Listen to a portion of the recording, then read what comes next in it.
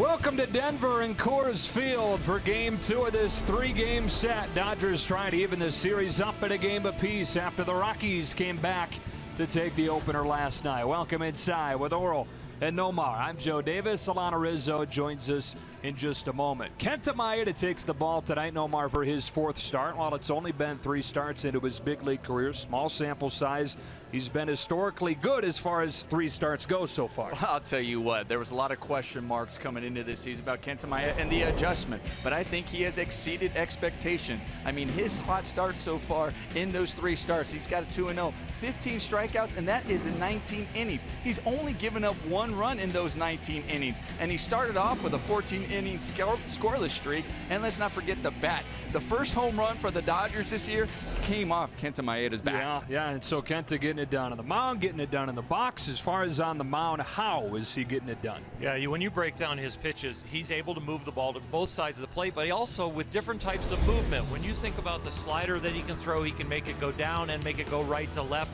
And especially these right-handed hitters against the Rockies, he's going to really have to master that here, because you can't move the ball as much, but when you can move it in 2 different directions, that's great. The sweet spot on the bat is about 6 inches. The width of the bat, the depth of the bat is about 2.61 inches according to Major League Baseball's best rules.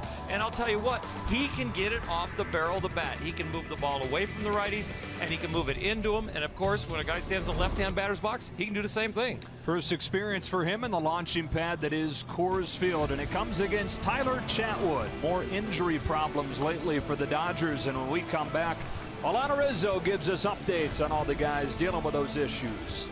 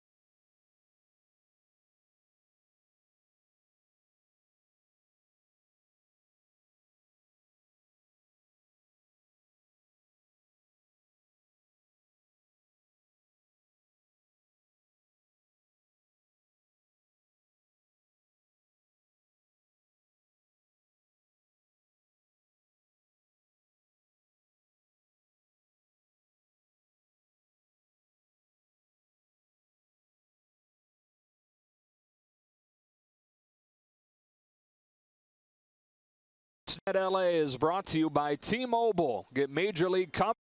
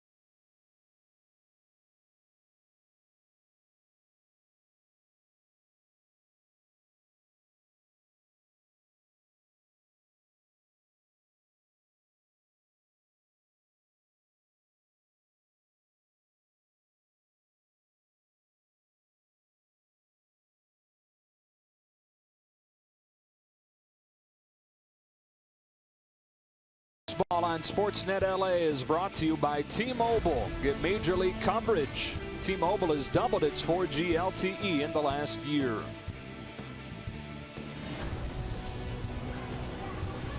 Some overcast skies tonight in Denver. There is a small chance of rain in the coming hour or so, but it's supposed to be totally clear as the night goes on past this little window right here as the Dodgers and Rockies get ready to play game 2 of this 3-game weekend set. Dave Roberts sends this starting lineup to the plate, brought to you by Honda. A little bit different look to it tonight because Justin Turner is out, like Alana told you, with that toe injury from last night. So Yasiel Puig, for the second time, hits out of the 3 spot behind Utley and Seager. Gonzalez stays in the cleanup spot. Howie Kendrick plays at third base for the second time. Turner's spot defensively. Kike Hernandez with his first start of this series.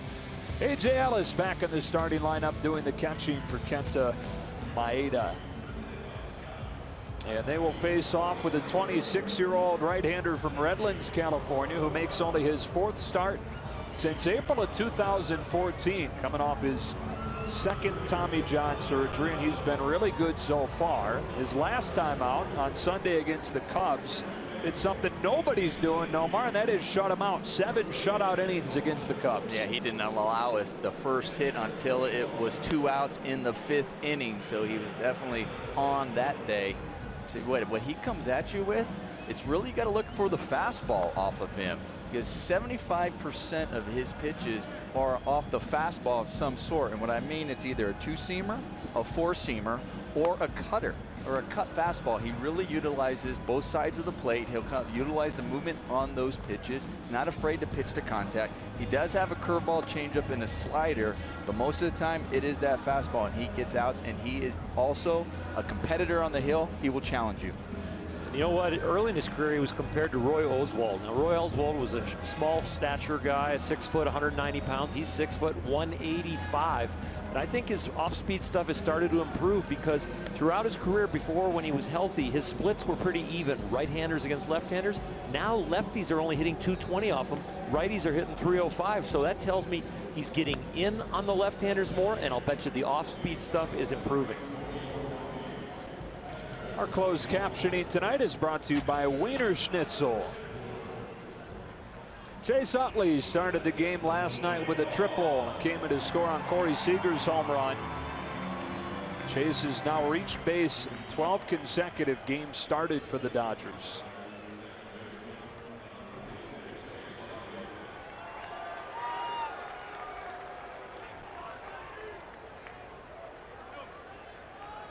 Utley, Seager, and Puig against the right-hander Chatwood.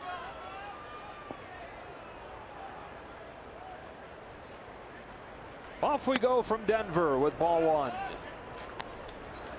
Utley hitting .293. Starting again at second base tonight for the Dodgers. He started every game of this road trip. Waits on a 1-0, which is low, and he works ahead of the count 2-0. Chase Utley, we've seen him a lot in that leadoff role so far. For this is his 15th game this year in that leadoff spot. You know, in his career, he's only done it 26 times in his career. He has done well, batting .346 in that spot and an on-base percentage near 400. His days in Philly, Jimmy Rollins was the leadoff guy most of the time. He'd hit second or third. He had Ryan Howard behind them, but up until he came to the Dodgers last August, hardly ever hitting this leadoff spot. He's ahead 3-1.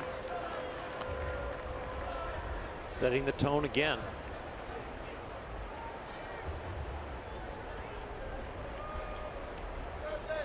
Dodgers trying to even the series at a game apiece after the Rockies came back to win 7-5 last night.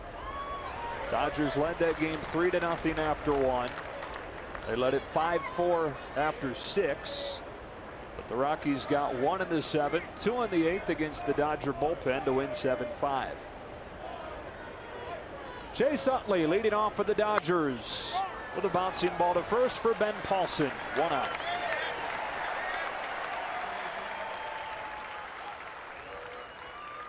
That brings up Corey Seager, and boy, it sure was good to see him break out last night after a week-long rough patch. Homered, drove in 2, scored twice, had a couple of walks, and didn't look a ton different, I don't think, Nomar. It's just the balls were falling in. I don't think anybody was too worried, even on the Dodgers side, about Corey Seager because he was having good at-bats, even though the numbers weren't there for him. And there's another. He was still doing things like that. He wasn't getting base hits, but he was still hitting the ball, squaring it up, driving it. Tyler Chatwood, I think Corey learned something because every time Tyler needed a strike against Utley, he tried to come fastball in and the ball kind of leaked over the middle half, but he got those strikes and finally got Utley out on a ground ball to first on a fastball. And I think Corey, standing in the on-deck circle, said, he's going to attack us with fastballs in us lefties. I'm going to hammer it. Oh, what I like about it is, okay, if he's thinking that it's going to come in, he still goes the other way with it. Exactly. He doesn't pull off of it. Brings up Puig, who had that remarkable throw last night. One of the all-time great throws. I don't think that's hyperbole to say. Threw it about 300 feet. It was measured at 93 miles per hour. Get off of that new fence that they added this year. Here's an 0-1. It foul, 0-2. I asked him after the game if it was his best throw, and he said, yeah, I think that's my best throw ever. They said, do you think it's your best play you've ever made? And he said, I'll leave that up to you guys. And the media around him kind of nodded and said, yeah, I think so. And Puig said, you guys said it, not me. Doing a nice job of staying humble, even with that awe-inspiring throw. 1 ball and 2 strikes. It was awe-inspiring. I mean, you see things that happen on a baseball field. You've been around baseball a long time, Nomar, you and I, and sometimes you see one-of-a-kind things. And that was definitely special. I mean, we were so marveled at the throw. Good job by Justin Turner's probably at third base going, if I don't catch this and tag it, everybody's going to be all over me. Goat. Puig goes down and digs it out of the dirt for a base hit into left center. Seager first to third. Puig to second with a double. And nobody home there as the ball trickles all the way in behind the mound. Nomar, this is a pitch that last year he swung and missed at. And now with that front side staying in, he's able to keep one hand on it and rope it. Even if he's out in front a little bit, even if he had to reach for it. Last year we saw that front shoulder flying open, and there was no way he was going to reach a pitch that far out of the zone or on the outside corner of home plate.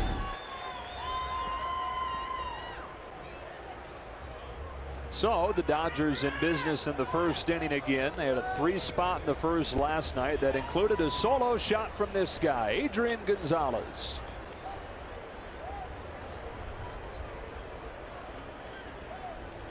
He would later give the Dodgers a 5-4 lead with a 2-out, 2-run single.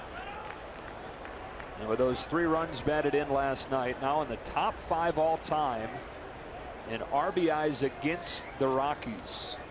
Number 1 on that list, Barry Bonds. 2-0.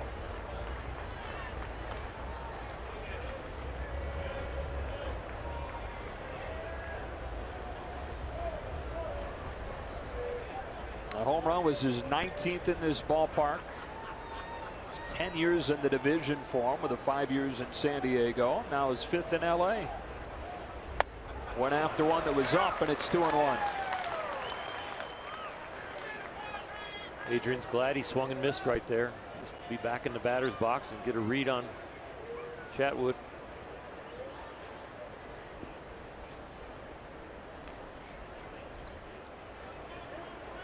Second and third for the Dodgers. One gone in this first inning. And Adrian Gonzalez, strike two. That swing and miss. You talked about Adrian getting a read on Chatwood. A hitter like Adrian Gonzalez, it also gives a read on himself. And he'll know what he may have done wrong on that swing, why he missed it, what he's feeling, and he'll try to make the adjustment over the course of the at-bat. Looks like he's going to his spread out stance and kind of blocking at the left field.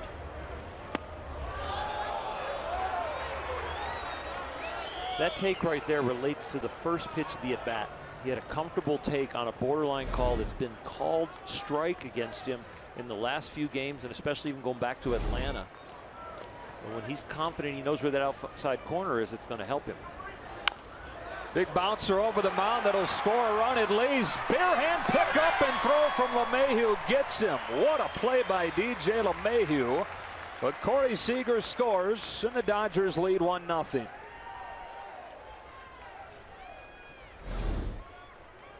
Well, a high chopper gets on top of that fastball because he's protecting. And I'll tell you what, I don't know, that was actually because of these shifts. That was Trevor Story getting that ball. That's, I mean, it's hard knowing, okay, which second baseman was over there coming to get that ball. That was a fine play to get Adrian, but gets the job done. So we're doing 6 at 4, 3. Yeah. 6. I started at 4, came across to like 5, then through to 3. You must have big boxes in your scorebook. Either way, run batted in. Howie Kendrick out of the 5 spot tonight.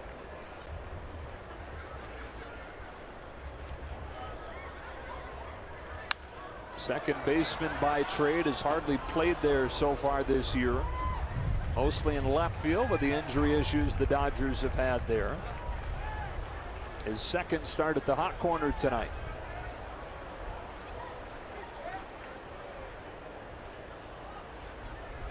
Tyler Chatwood's 1-1. Hitting the ground up the middle. This is Story stepping over the bag to throw him out. Dodgers get one in the first, but only one. And on to the bottom half. It's 1-0 LA.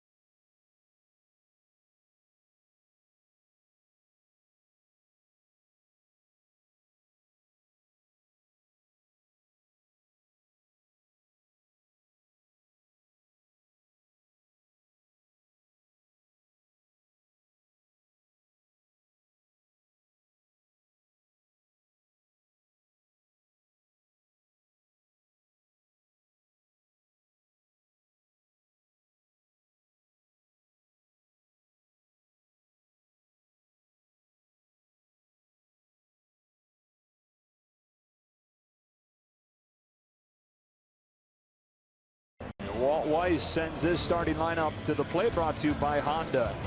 First time this year it's looked like this. Story, Gonzalez, and Arenado have hit 2, 3, and 4 in every game this season prior to tonight. But DJ LeMahieu, who's been hitting leadoff, drops down to the 9 spot with a pitcher, Tyler Chatwood, a good hitter and hitting 8. He'll face off with Kenta Maeda, the 28-year-old out of Japan, making his 4th start. #1 in the National League right now with that .047 earned run average. Last time out against the Giants on Sunday. Went 7 innings for the first time. Struck out a season-high 7. And gave up the only run that he's allowed as a major leaguer. He was on a solo shot against Joe Panik. In a game the Dodgers went on to win. Couple of rookies, Maeda and Story. And he attacks the first one, strike 1. It's going to be an interesting night for Kenta to really experience Coors Field in this altitude.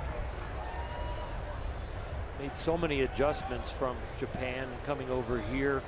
And I'm not sure his brethren that have preceded him could explain Coors Field to him. He's going to have to get a read on it himself and how his slider and his sinker works here. The thing that will really help him is the fact that he can locate the ball to both sides of the plate. He's going to see that he'll get less movement than normal. But he understands pitching so well and has adapted so well, I think it won't really affect him that much. There's that breaking ball. It spins outside and it's 2-1. You mentioned off of the top, Oral, his ability to avoid the sweet spot of the bat. #2 in the majors right now as far as exit velocity against. The 2nd lowest average exit velocity against. The lowest, Max Scherzer. So that's pretty darn good company. Yeah, and working with a completely different set of tools. Scherzer really has electric stuff, and he could grade every one of his pitches above major league average, where with Kenta it's above major league location, and then with the slider maybe a little above average with the break of that pitch. Such a good feel for pitching. You just talked about him having to experience here at Coors Field, the different breaks. Can you experience that in the bullpen, or is that totally different than when you actually get in the game?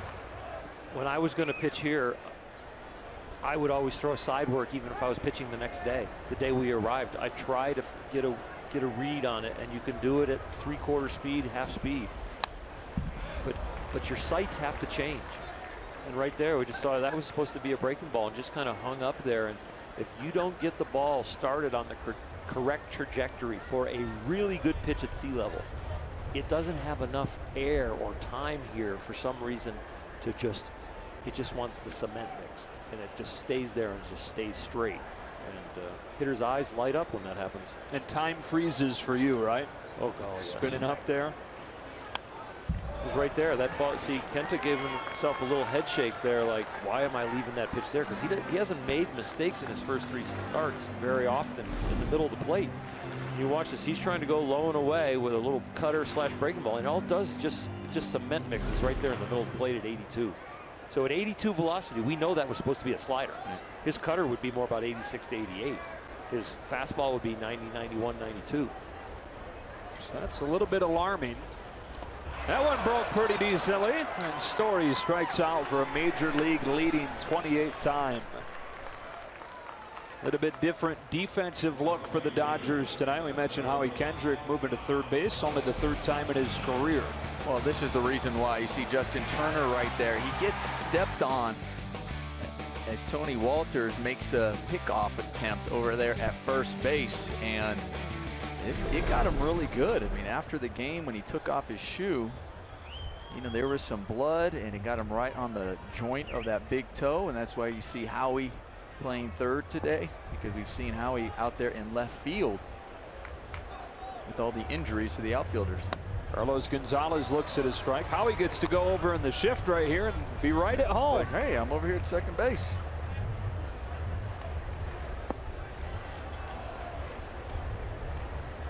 It's almost like baseball defense is getting to be like football defense. We're going 3-4. We're going to go blitz. We're going 4-3. We're going to have our linebacker with his hand down. We're going to have a linebacker standing up. Yeah, it's right. It's like we got the personnel to have 2 defensive tackles, so we're going to run a 4-3. Here we got the personnel to have 2 second basemen. Yeah. We're going to put them both over there.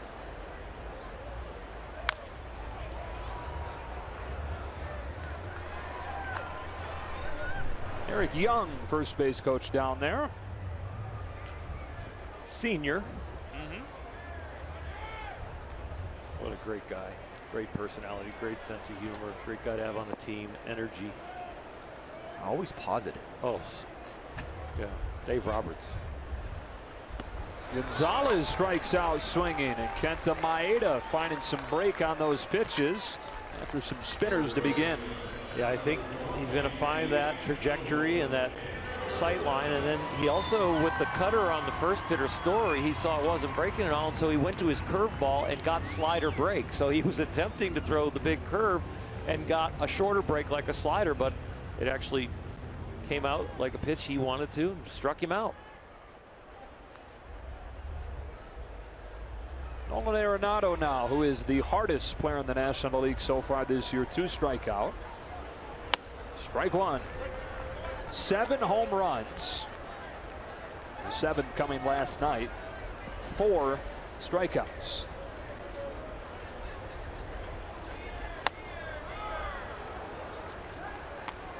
Nolan only had 3 home runs last year in April, so, and he tallied 42 for the year, so 7 already is a very fast start. Maeda pops him up and will work a 1-2-3 first inning in his first start at Coors Field with a couple of strikeouts and to pop out to Gonzalez. After 1 in Denver with the sun trying to poke through, it's 1-0 Dodgers.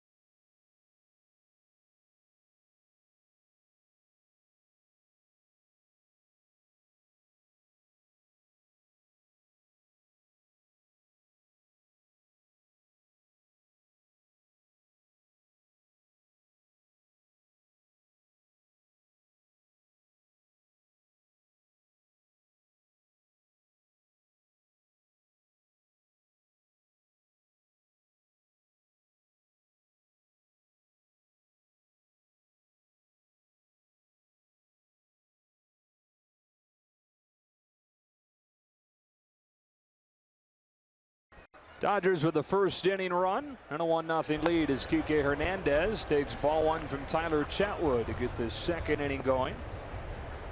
351 the average on the young season. 2 balls and no strikes. If you've not seen it yet, you've got to Google Stanley from Detroit, who is a security guard in Detroit, who was featured on a local newscast. As Kike bounces 1 to short for Story. 1 away. So he stands about, what is it, like 20 feet from the pitching machine? 17 17 I think he feet says. from the pitching machine. And the pitching machine shoots at 80 miles per hour or so. And Stanley claims that it's the equivalent of a 250 mile per hour fastball. The reason I bring this up is because Kike replied to him with a video on Twitter of Turner Ward firing him soft toss from like point blank range. He said, "I'm coming for you, Stanley." Replied to him on Twitter, and Kike was just drilling these soft tosses in the cage. Stanley was just barely following them off. Stanley said in the video, "I challenge anybody, Mike Trout, Bryce Harper, to see if they can hit this 250 mile per hour fastball." I like Kike not wasting time for Mike Trout and Bryce Harper to answer him. I think Kike just says, "Hey, I'm here." So having fun. Kike always is having fun. The video with the Stanley guy is funny to begin with, but what really caps it off is Kike's response. So make sure you check that out. Justin Turner tweeted the video. Kike retweeted it.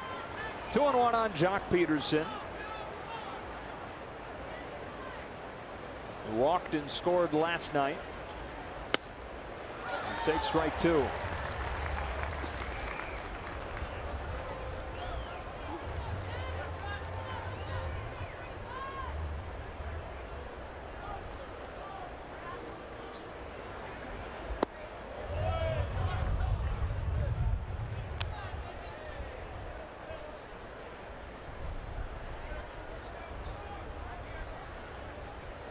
Overshift on against Jock. Gonna pay off. Hit hard right side and through for a base hit. That's got to feel good for him one night after he blistered one at first that probably would have been a triple, but a nice play from Reynolds stole it from him. Yeah, he hit a rocket, and I was even talking to Mark Reynolds before the game about that play. He's like, yeah, that just found me. He goes, I don't know if I caught that as it caught me. But this one, he gets on top of the ball and is able to squeak one through. People might say they all even out. No, they don't. No. They don't even out. Spoken like a true hitter. They don't even out for the pitchers. I know that. Oh, boy. They work out in your favor. Curveball in the black, off the end of the bat, blooper double. It'll be okay, guys, both of you. Ball on to A.J. Ellis. Nomar's left the booth. Because they can't see me rolling my eyes. That's in the works. It's in the works. Booth cam. Yep. Yeah. It's a strike. Third time in 4 Maeda starts that Ellis has done the catching. 4 hits so far this year for Ellis in his 26 at-bats. Batting average not what you're looking for from Ellis. Looking for great work behind the plate, which he continues to give him. His hitting mechanics have really changed and gotten much better second half of last season. His bat really started to come alive. I'm not quite as worried about his bat this year as I would have been if he wouldn't have had that hot second half. But a guy with his catching ability and ability to orchestrate, guide the pitching staff, you'll take even 220 from him.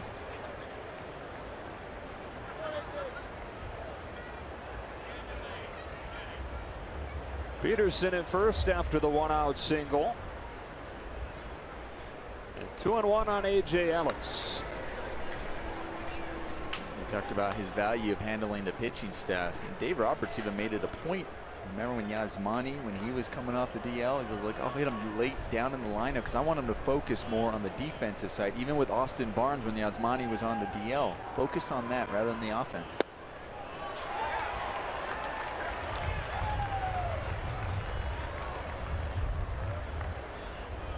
.33 pitches for Chatwood already. When you look at that fastball in, he hits for a 2-2 count. He's already had 3 full counts with the first 7 batters. And he gets his 4th one. Well, the numbers overall for Chatwood in 3 starts this year are really good, but he's only started once at Coors Field, gave up 5 runs in 6 innings. On the road, he's 2-0. He's allowed 1 run in 13 innings. Payoff pitch. Runner takes off, and Ellis fouls it off. AJ has such a great eye and would usually get a walk right there, but with a man on first and him running in a 3-2 count, just a little bit of a flinch swing to protect Jock.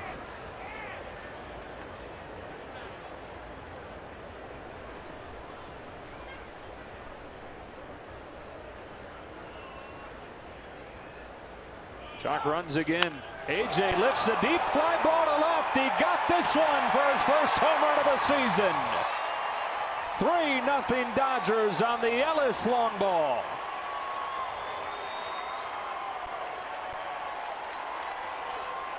That's the swing we saw the second half of last year as he got healthier and rested, and then worked really hard in the offseason to keep capitalizing on those good mechanics.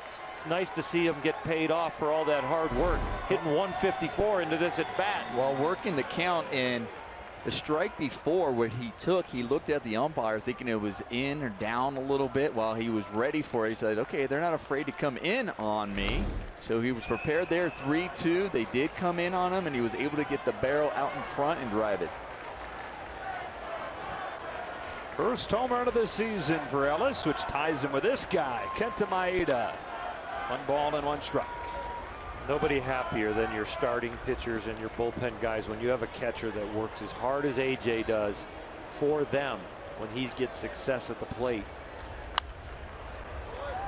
You just love to see him smiling for something other than calling a great slider low and away or a great pitch sequence, something that pumps him up too. Yeah, and I noticed, I was going to mention something when he went down in the dugout. Did you see the grins on the faces of his teammates? Maeda down on strikes. That's not just because AJ doesn't hit 40 home runs a year. That's because this is a guy that unanimously is loved in that clubhouse.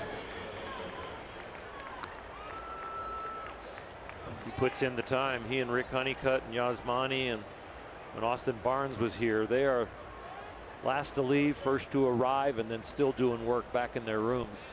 We've had a lot of dinners canceled when they're scheduled to go out with us, and then all of a sudden they say, you know what, I got to really bear down and get ready for the Rockies. I can't go out.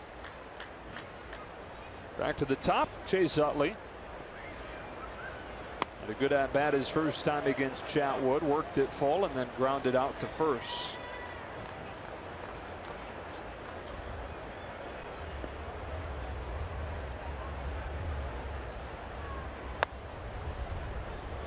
Second night in a row, the Dodgers have had a 3-0 lead. Dave Roberts said last night, you get 3 runs in the first inning here, you certainly expect to finish with more than 5.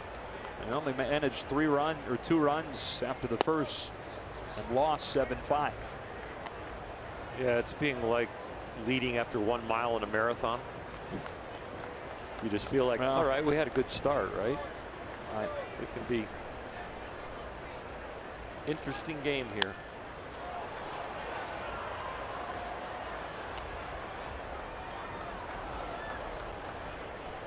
Speaking of marathons, AJ's wife Cindy ran the Boston Marathon on Monday. Said she's still feeling it. 5 days later now, and not surprised. Said he expects that she'll be back at it tomorrow and Monday, though, running again. Still feeling it. Ran a marathon. Yeah. Yeah, take a couple weeks, Cindy. Right. It's her 3rd one. Oh. Can't even think about doing 1. Can't even think about doing a mile. Payoff to Chase. It's softly up along first. Paulson will step in the bag and finish the inning. A.J. Ellis with his first home run of the season to give the Dodgers a 3-0 lead on the 7th pitch of the at-bat. He launches one to left and sends us to the bottom of the 7th.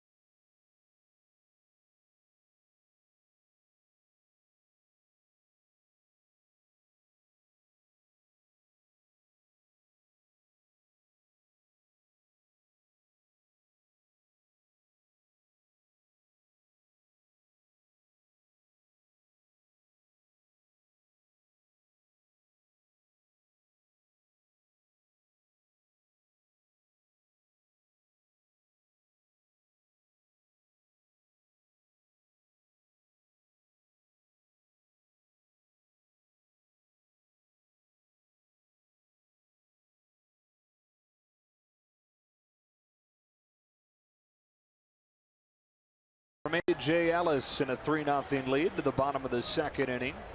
Joe Davis, Omar Garciaparra, Oral Hershiser, Alana Rizzo at Coors Field in Denver.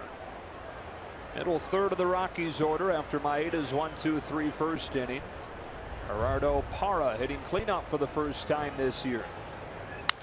And going after the first one, bounced to first for Gonzalez. One pitch and one out. Time for our Coors Light cold hard facts of the night.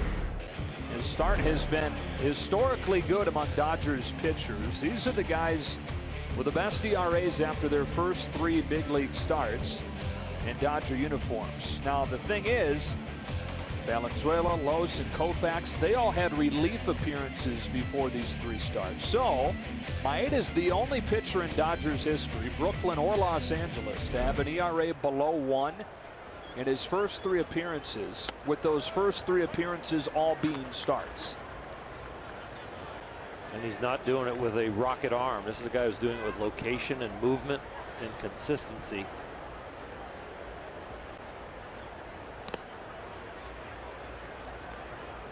One and one on Ryan Rayburn.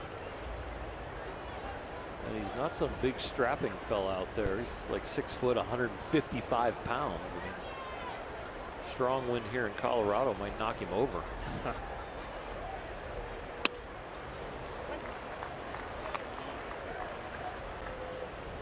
Looks like he wasn't happy with that pitch. He's leaving it up there. Got a little shaking going on, but he's going to get used to it. And I think change the sight line. And he strikes out Rayburn, his 3rd already. Got that one started like it was going to be like a fastball away, and then the spin took over and turned it into that cutter slash slider. Took a mile an hour off of it too. It was down to 81.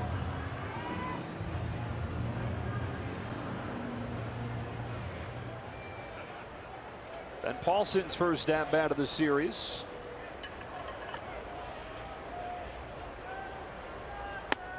First pitch strikes to all 6 hitters for Kenta Maeda. 7 innings for the first time in his 3rd start on Sunday against San Francisco.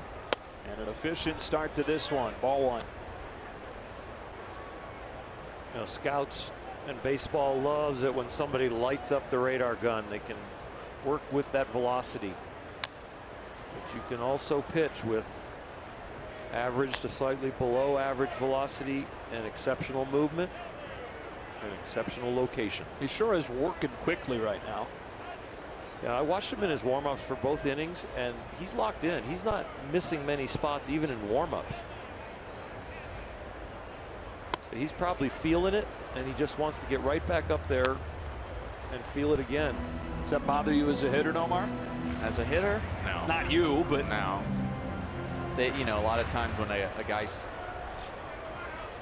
working quickly and having a lot of success, you want to change his rhythm and slow him down. So that's where you would see guys step out of the box and try to do that. Now there's a rule where you really can't step out of the box, but you can still keep 1 foot in and step out to just try to change his rhythm.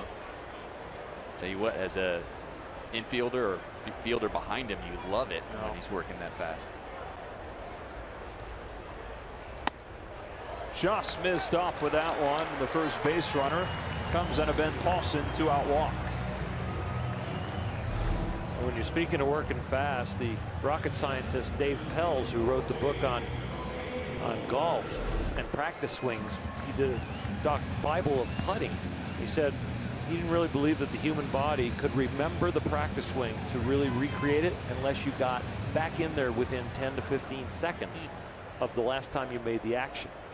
And so he really preached that when you feel that practice swing of that's exactly the way you want to get over the ball and make sure you make your swing in the next 10, 15 seconds.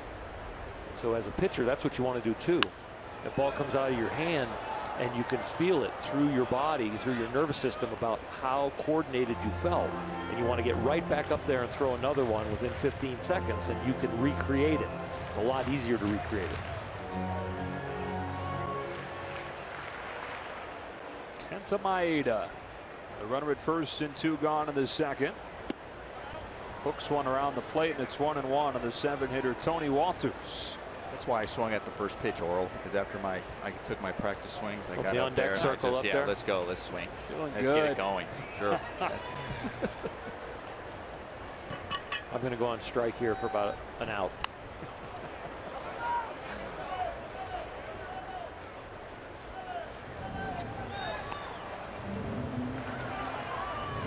Walter's a good story.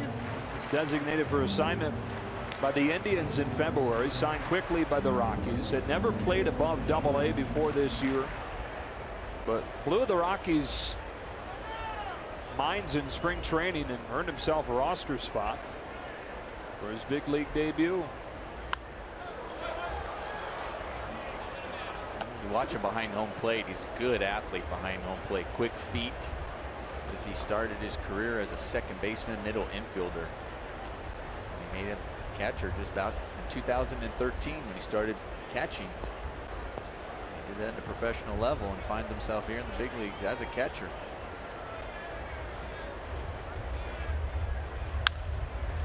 Chopped to short. First chance tonight for Corey Seager, and he comes up strong to finish the inning.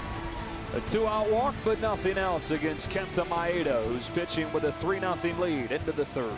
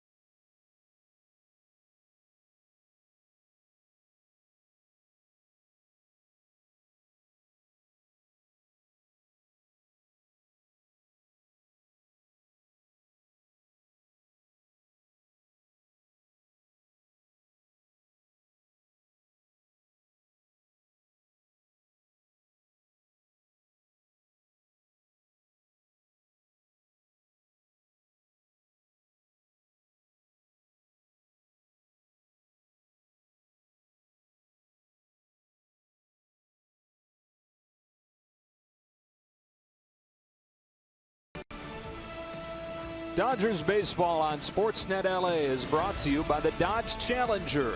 Test drive one at your local Dodge dealer today. Back in Denver on this Saturday night, Dodgers trying to even the series at a game apiece and set up a rubber match tomorrow with a chance to win a 4th consecutive series. Corey Seager takes ball 1 from Tyler Chatwood, who has struck out 1 and allowed 3 runs on 4 hits through the first 2 innings. Corey Seager has 1 of those hits with an opposite field single in the first. Strike 1.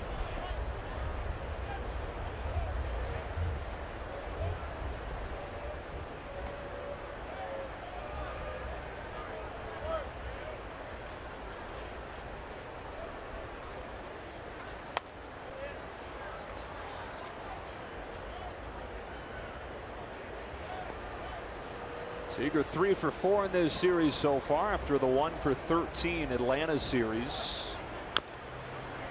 2 balls and 2 strikes on him.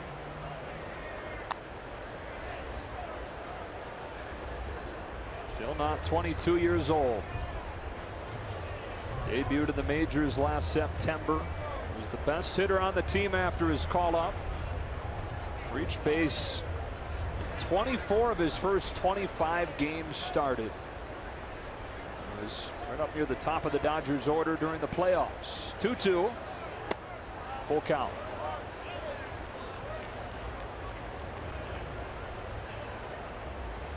He was successful all through the minor leagues, gets that call up, impressed so much at the big league level, find himself as a starter opening day.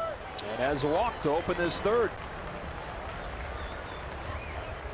First one issued by Chatwood. And this weekend only, get tickets for the April 30th game. And if you've been watching Dodger baseball by now, you know what April 30th is. $10 ticket offer, by the way. It will end Sunday, though, at 4 p.m. So make sure you log on now and get tickets for the Justin Turner Chia Pet Night. Tickets are subject to availability. Visit Dodgers.com/10 to order your tickets today. Yasiel Puig bunts through it, strike one. What's the growth rate on a Chia Pet? Ooh, good question. Is it going to be full beard in a week if you water it? Sort of StatCast has that data. Yeah. Depends on the altitude. I was thinking we would go with pruning shears giveaway, then be 2 weeks later.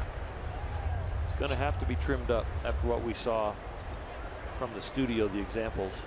Yeah, I saw that one. I was wondering, can you do anything to, I know it's growing green, but can you make it maybe grow red? Or do you have to wait till it grows and then some sort of red spray or dye on it? I don't know.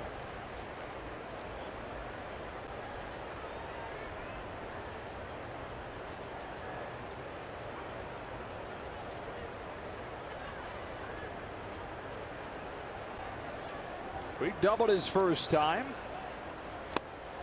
Cuts on this one. 1 ball, 2 strikes. You're definitely going to pitch him in. Your Chatwood, after he reached out, hit a slider low and away off the plate in his first at bat. Going to have to reestablish the plate to Yasiel.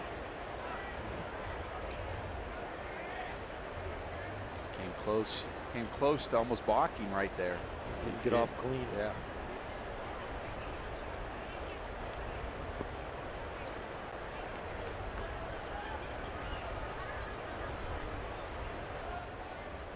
Tyler Chatwood, who missed all of last season and all but 4 games in 2014 with Tommy John surgery.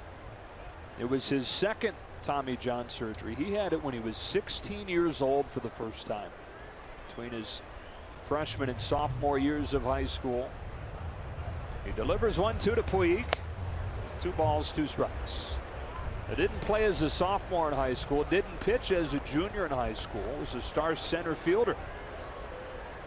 Started to pitch again as a senior. And then the team he grew up rooting for, the Angels, drafted him in 08. Puig chases, strike 3.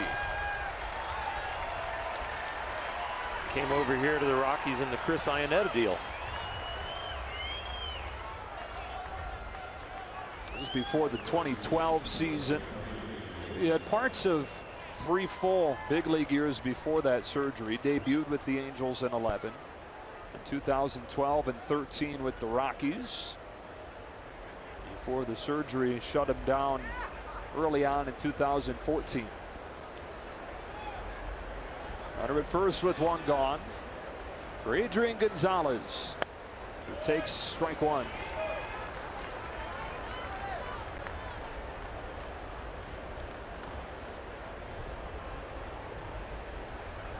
And an RBI his first time on a ground out to Trevor Story, the shortstop, who's positioned on the right side. Adrian tried to hit that hole. Notice the shift. And he really tried to stay inside that ball to drive it to left field.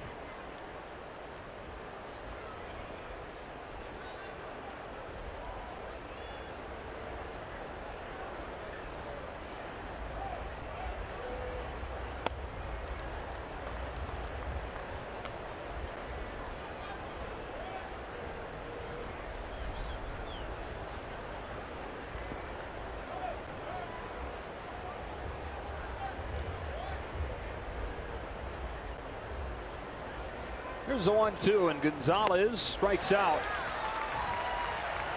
Back-to-back Ks for Chatwood, and 2 gone in the third.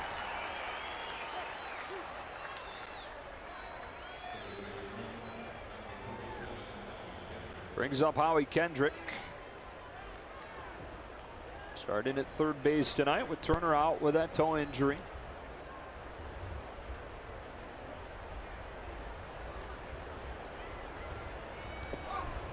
one of the reasons the Dodgers decided to bring him back after he turned down the qualifying offer, tested free agency. Dodgers decided to bring him back because he agreed that he'd be willing to play other spots besides second base, where he spent most of his career.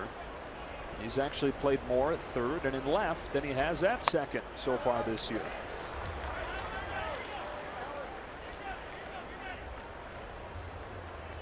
As far as the demand for his services, I don't think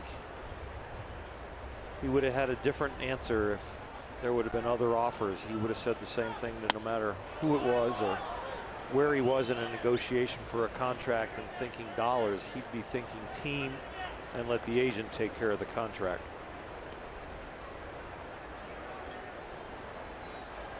Waits on a 2-1 and hits it hard, base hit into left. First hit of the series for Howie Kendrick. Keeps the inning alive for Kike Hernandez. Howie looked into the dugout, and he kind of, when you know you're struggling, because Howie has been feeling it a little bit, still trying to find his way, especially when he's coming into this game with a 161 average. But he looked in the dugout like, hey, can you get that ball? That's what you feel like when you're struggling. Like, yeah. like, that's my first hit. Can you get that ball for me, please? Comes after a fresh shave, right? Looks cleanly shaven. Got to change it up. Kike grounded to short his first time.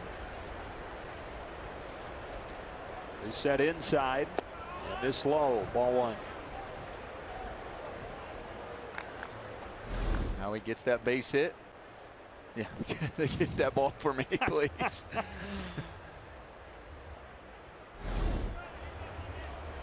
Great smile from a great hitter.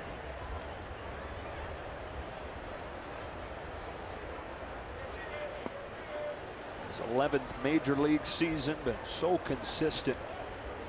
Up 290 in his career.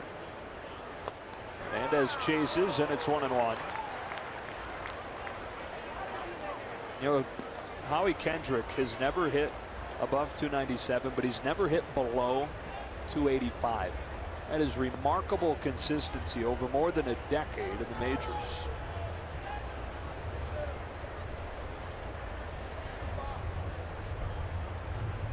That's got to be attributed, of course, to his ability, but his approach.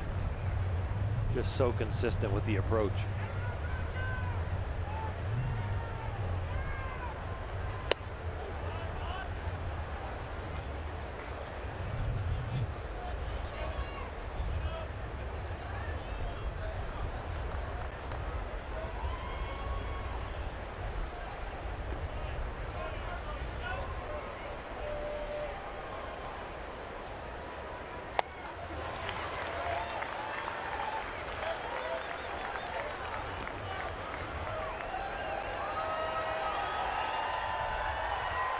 What was our security guard's name in Detroit? Stanley.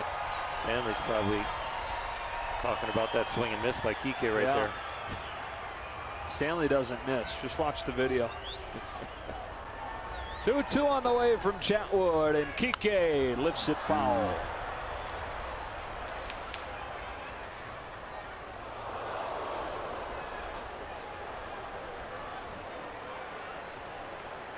Already 70 pitches for Tyler Chatwood. 2 2/3. Dodgers with a run in the first on a ground out from Adrian Gonzalez. 2 in the second on an Ellis home run. Lays off a pitch that he's chased some lately. Good job by Kike laying off of that one. He knows he swung at some balls in the dirt. You're upset with yourself as a hitter. And the pitch before that that he fouled off, you're upset because you're going, that was one that I could handle and I didn't square it up.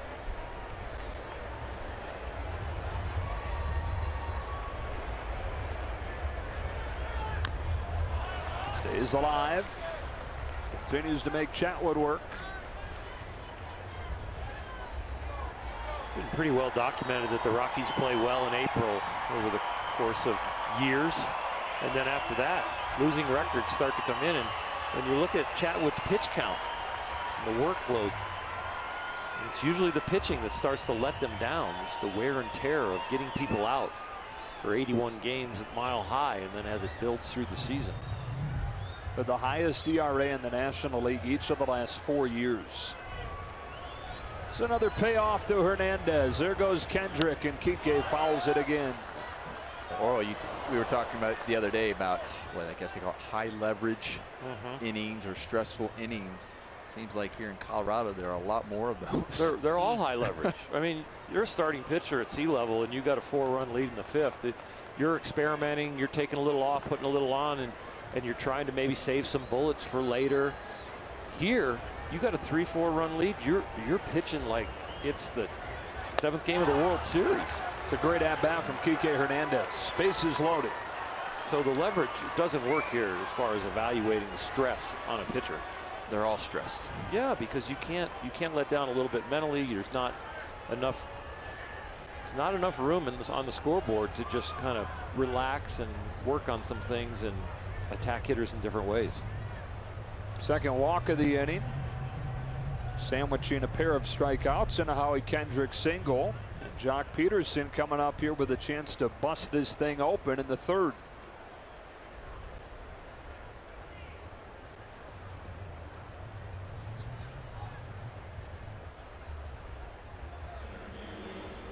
Had a sharp single to right his first time, scored on Ellis's home run.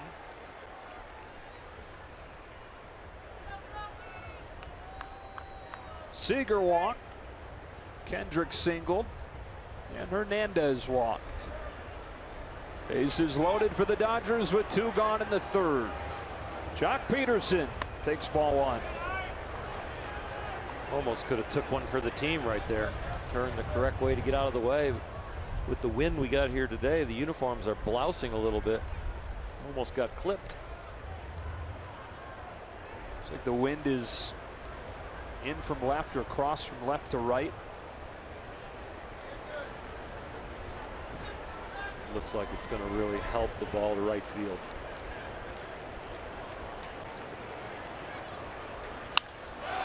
Lined right at second, and LeMahieu catches it.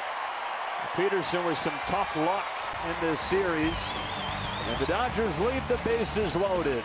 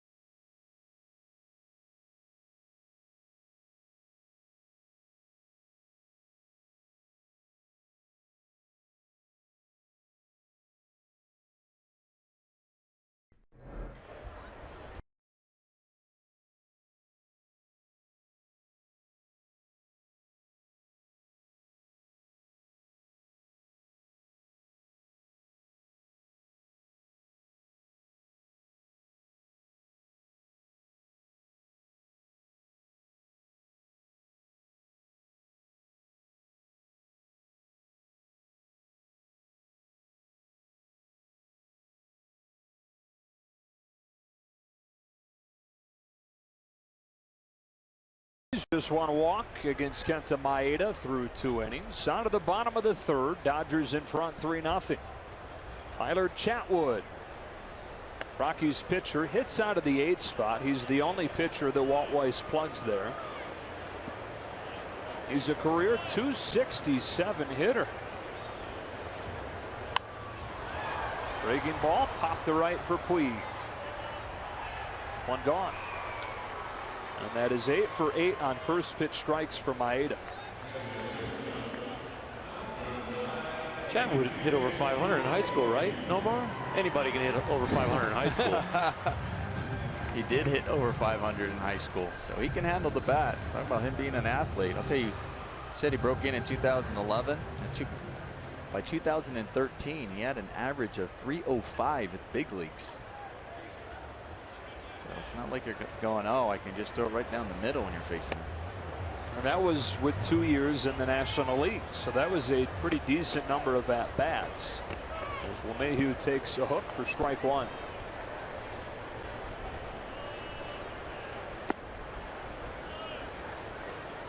Batting ninth tonight, only the second time. Both times coming with Chatwood as the pitcher. He had a 9-game hitting streak to start this season on the heels of his all-star campaign last year, but has gone 2 for his last 22 since that hitting streak. So 1-1 to him.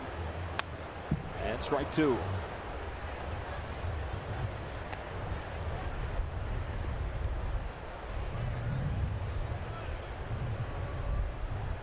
Kenta has such great rhythm in his delivery that he just, it seems like if you put a metronome on him, that he would hit the beat every time.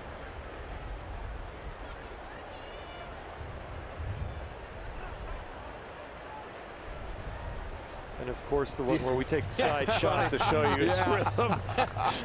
Step out. Here we go. LeMahieu asked for time. Here's 1-2. Breaking ball got him. His 4th strikeout, and he's once through the order without the Rockies coming up with a base hit. Thank you for that shot, Dustin, but this is the one we'll go from the center field shot where we know he actually pitches, and he hits his spot again. Nice rhythmic delivery, and it's a little bit complicated. He has got the step back, and he's got a little bit of a balance point that he moves through there while he hesitates slightly. Kind of a little bit of an Asian delivery, but then also a little bit of a more of a Western delivery where he kind of keeps moving towards home plate even during his slight hesitation. Second trip to the order begins with Trevor Story, strike 1. And as a pitcher with that great rhythm, guys, you're just trying to time up what you're doing on the lower half with what you're doing on the upper half. And if, as you get tired, you know, it might be your legs that get tired first, or it might be your arm or something. It changes the rhythm of the different parts of your body, and he does a great job, no matter how he feels, of keeping his rhythm. And for pitchers, just like hitters, it's about duplicating your mechanics. And he is a really good athlete.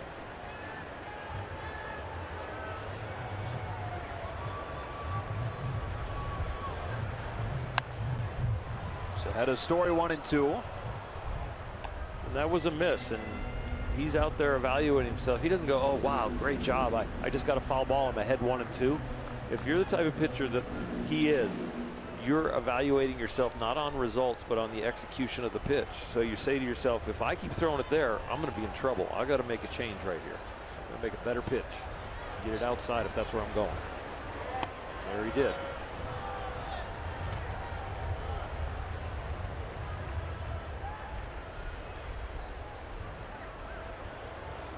Eight pro seasons in Japan. 5 times was an all-star. Twice won Japan's equivalent of the Cy Young. 2-2 to Story. Softly hit off the end of the bat. Corey Seager completes a 1-2-3 third inning for Kenta Maeda. Rockies hitless against him through 3.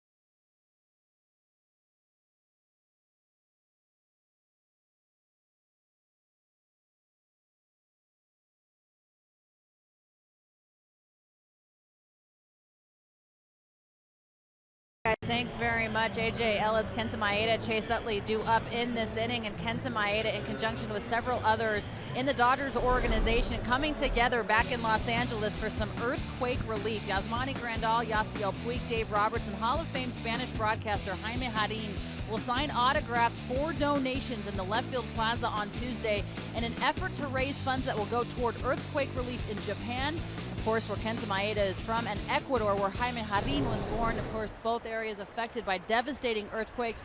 Autographs will be from 5:30 to 6 o'clock, guys. All right, great stuff, Alana. Great stuff from all those guys getting involved. More than 50 people died in Japan in the earthquakes, more than 600 in Ecuador. A.J. Ellis takes the ball. It's 2-0. Hit a 2-run homer his first time up.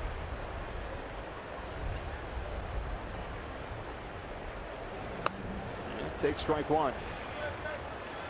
Well, you had cloud cover here for the first 3 innings, and all of a sudden now the sun is peeking through. The glare would have been tough in the first 3 innings without that cloud cover. Bouncing ball to third, and it's Arenado. One gone. Nomar, you were talking about how crazy the weather can get here.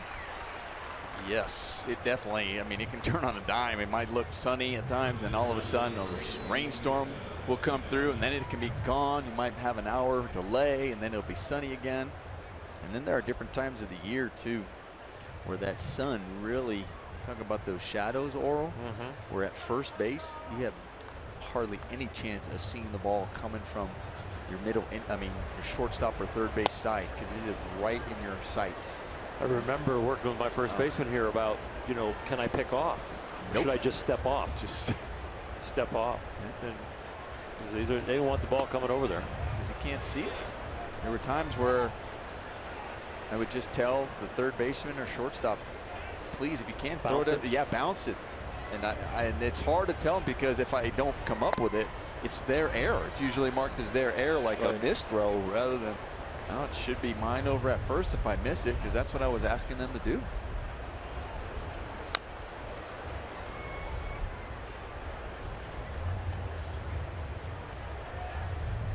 Two and two on Maeda. Struck out his first time up, 1 of 3 from Tyler Chatwood tonight. He's walked 2 and allowed the 3 runs on 5 Dodger hits. 2-2. Fouled off.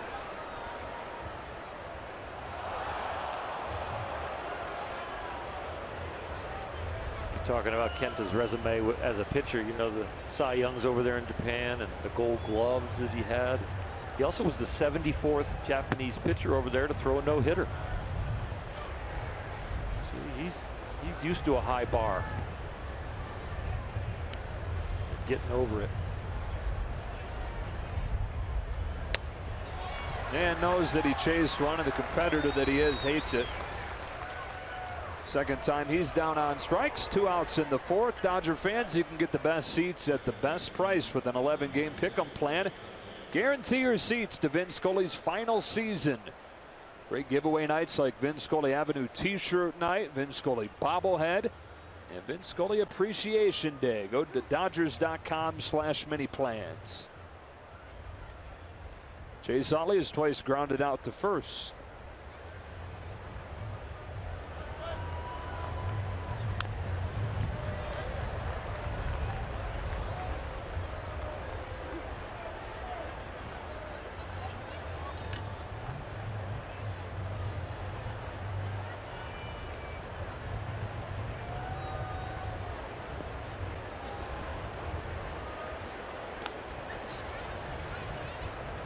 Already 90 pitches for Tyler Chatwood on this next offering.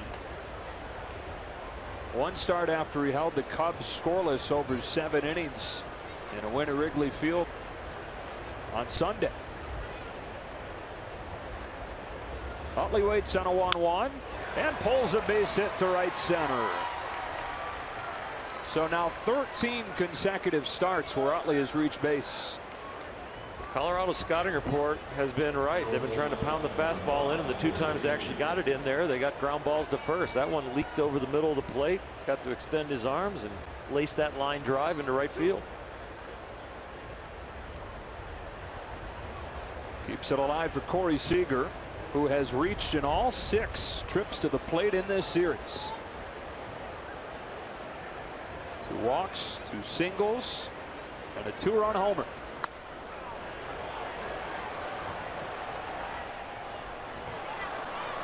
He's up there because of the defense where they're at, Noam.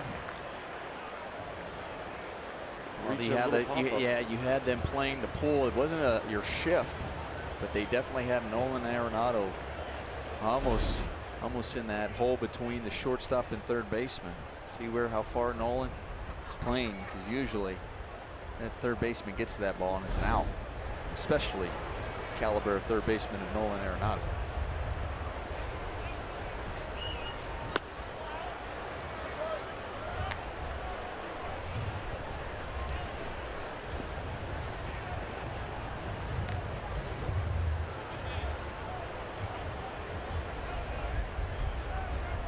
Utley at first with 2 gone, and 2-1 on Corey Seager.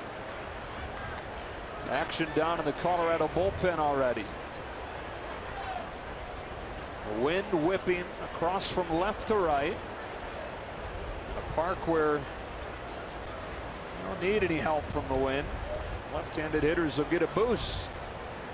Here's a 2-1 and ball 3. Maeda 10 for 10 with first pitch strikes. Tyler Chatwood has been below 50% of the hitters he's faced as far as first pitch strikes. And right from the beginning of every hitter, he has built his pitch count completely different than Maeda, who only has 42. Seager hammers a fly ball to center. Parra going back on it to the warning track with room to retire the side. We go to the bottom of the 4th. Dodgers in front of the Rockies 3-0.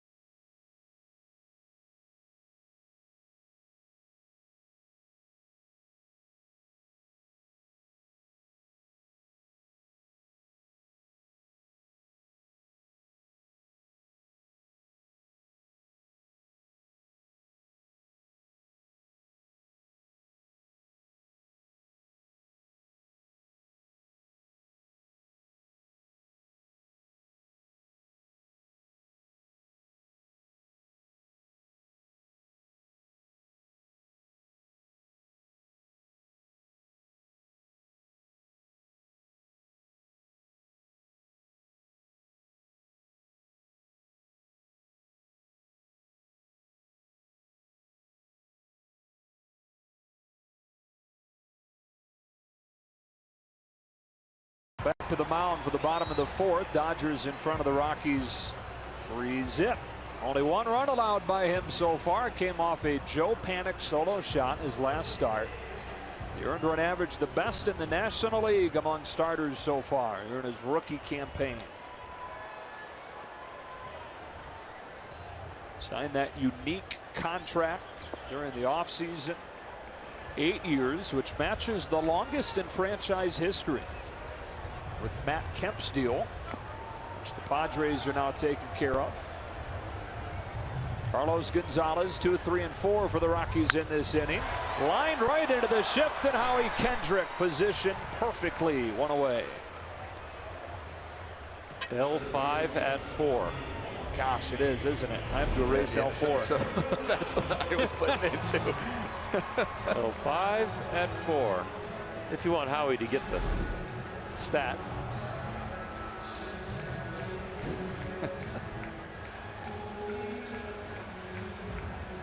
I'm sure the Dodgers don't mind that we have to erase our scorebook as long as they get the out. Yeah. Well, the one that Story made, I put 6 at 4 at 6 to 3. And really, if you consider Howie Kendrick as second baseman, it's L4 at 5 at 4, right? Well, that's right. Arenado popped out his first time and hits a fly ball to deep right field. Puig backing with room.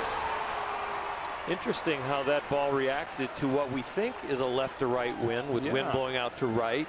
So the flags can sometimes deceive you depending on where the real wind is coming from. You know, it's the top of the stadium up there, but sometimes it will hit parts of the stadium and deflect or circle out a different way. So I used to always check with my outfielders, like, what's it doing out there? I know what the flags are doing, but what's it doing for you? Because that thing had no giddy up at all. No, it looked like the wind was actually kind of pushing it down. Gerardo Parra grounded out to first his first time up, and Kenta Maeda delivers one right down the middle for strike one.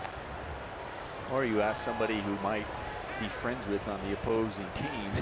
So which flag? Because a lot of times, a lot of places, they tell you which flag to look at. Yep. Parra showed bunt, took it low, 1-1.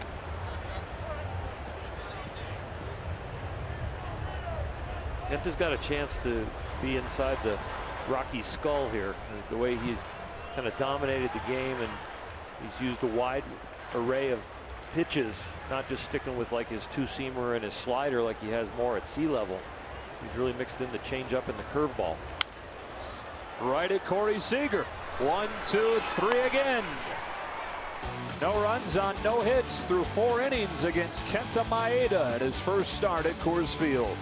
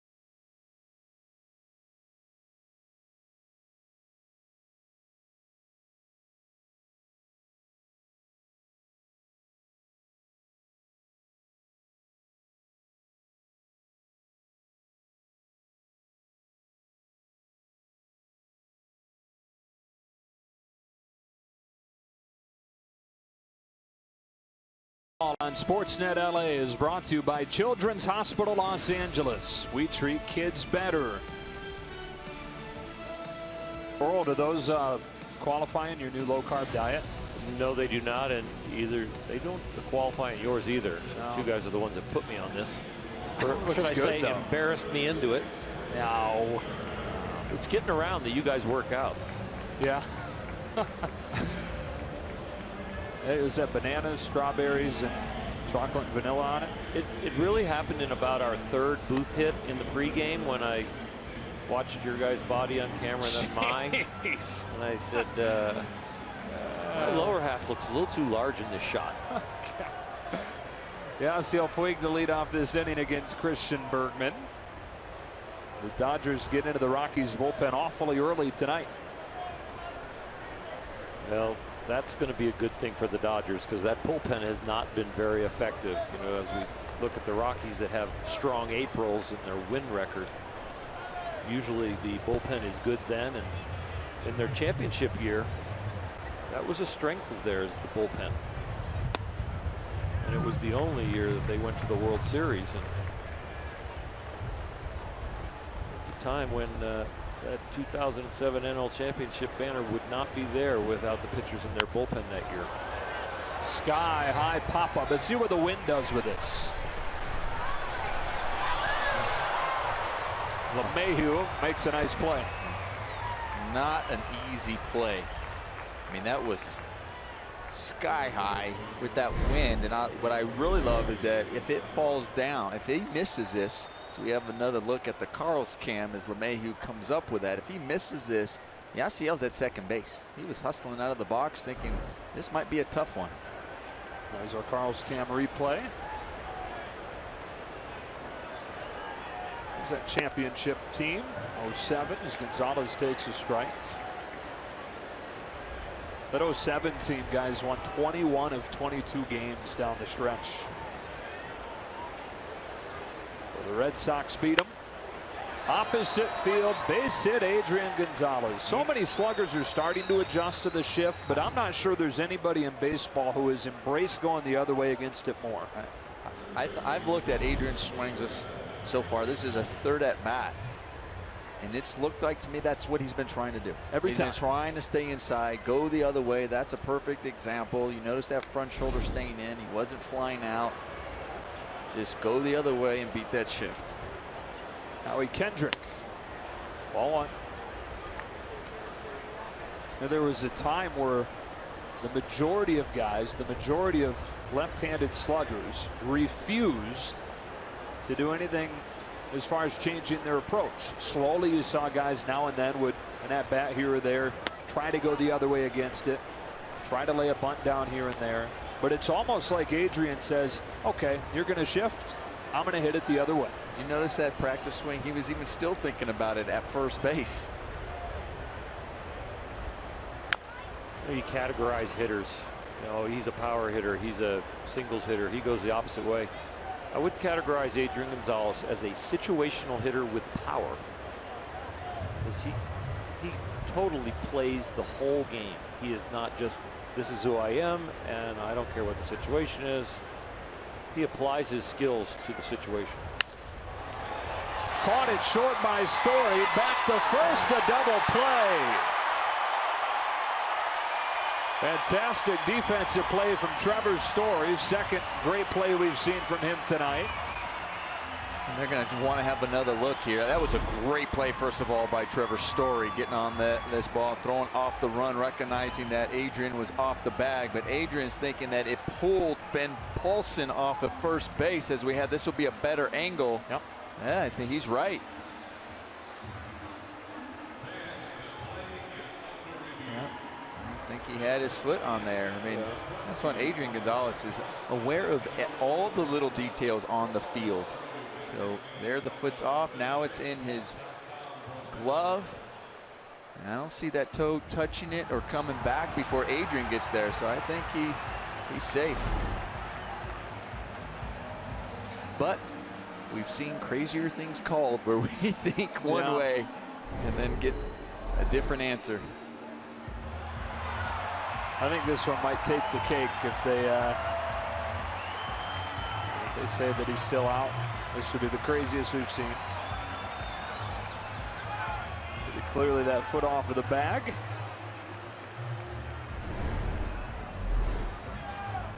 And it didn't take long to figure it out. Yep. Hunter Wendelstadt, crew chief.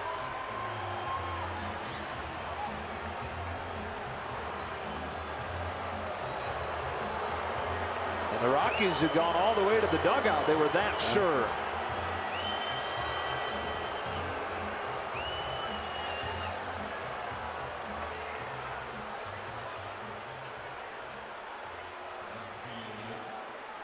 Right before the play, he was talking to Ben about his hitting and going the opposite field, and now he's telling him, I saw your foot off the bag. Yeah. You know, you asked me for advice on the hitting part.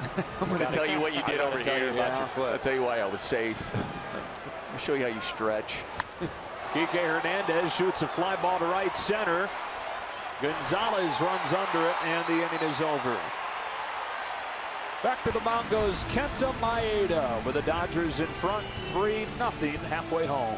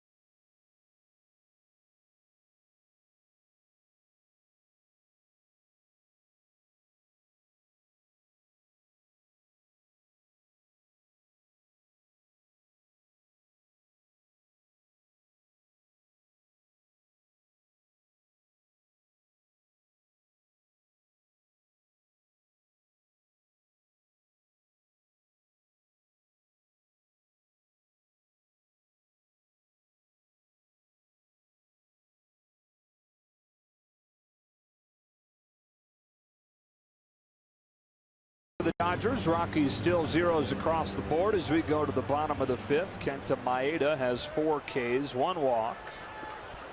And we'll face Rayburn, Paulson, and Walters here in the fifth. Rayburn, one of the 4 strikeout victims tonight. Maeda spins one outside, ball 1. And that's news. That's 13 out of 14 batters. That's the first pitch that he's missed being a strike on a batter. To open an AB, that is. Yep. Whatever way I said it. We got there. What a partner. I have dyslexic lips. It's a 1-1. Ugly swing and a miss, 1-2. Remember in the first inning, well, he was kind of shaking his head, Kenta was, and not really getting the range and leaving some balls in the middle of the plate. We don't see him shaking his head anymore, and we see that he's figured out how much his pitches break at this altitude. Right down the middle for strike 3, and 1 gone in the fifth. And a smile from Kenta.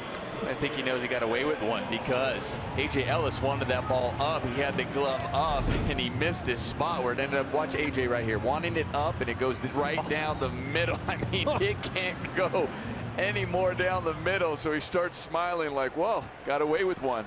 Glad he took it. Well, I'm getting that ball back. Charmed. He must be living right now. You see what he just did right there? Hopping off the mound like that. Zach Greinke does that. Greg Maddux did that. Kenny Rogers did that. When he saw a bunt, he was already moving as soon as he released the ball. Very few pitchers can do that. This is great athleticism and reaction. Watch the squaring of the bunt and watch where he goes. He's going right to cover for it. He won 5 Gold Gloves in 8 seasons in Japan. Is 1-1 to Ben Paulson. Upstairs. And there's your adjustment. AJ wants the ball up. He didn't miss it down the middle and too low that time. He made sure he missed up where the glove was.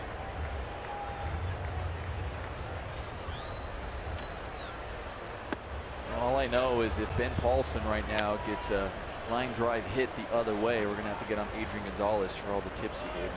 Yeah.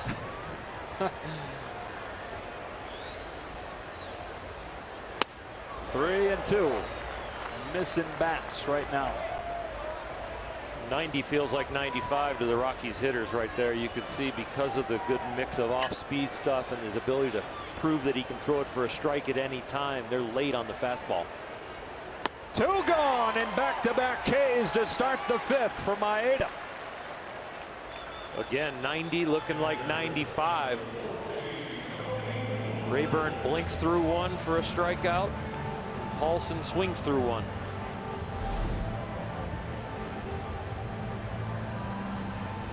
Right at you. Doing it against an offense averaging just under 6 runs per game, which is 3rd in the majors.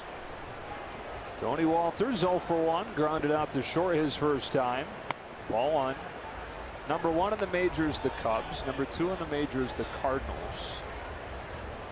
Cubs have a plus 67 run differential right now. Next best, plus 31, Washington. A lot of that was built with the Arrieta no-hitter. What was that? 16-0 or 18-0? Yeah, 16-0. 16-0.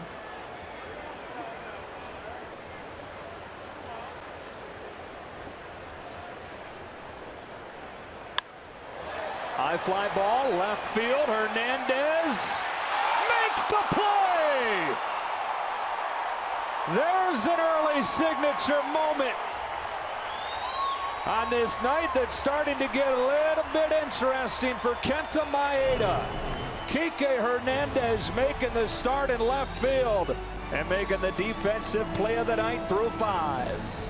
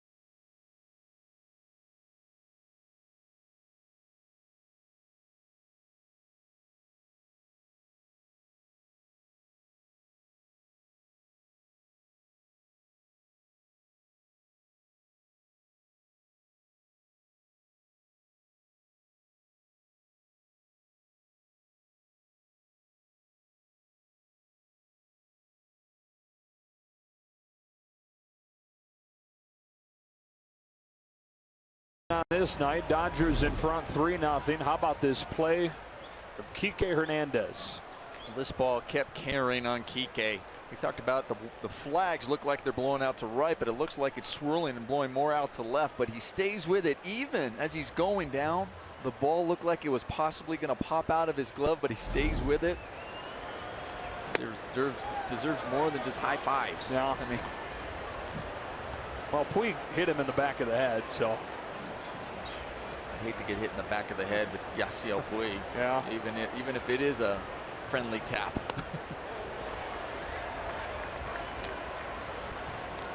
0-2 on Peterson, who is 1 for 2. Singled and scored in the second, and then absolutely scalded a ball in the third that knocked LeMahieu over, but found his mitt. Second time in this series that's happened to Jock. He knocked both of them over because he knocked Mark Reynolds over yesterday.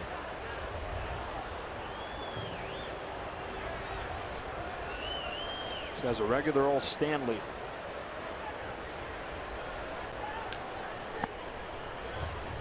If you're just joining us, Google it. Stanley. You think it'll come up with just Stanley? No, you should probably put in 250-mile-per-hour fastball too.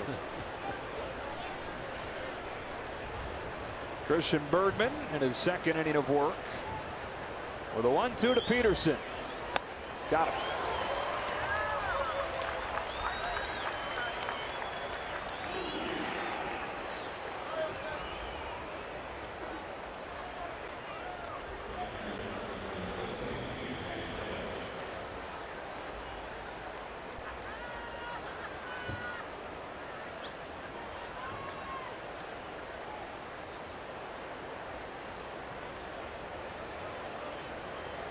A.J. Ellis hit a 2-run homer tonight, his first home run of the season. And takes strike one.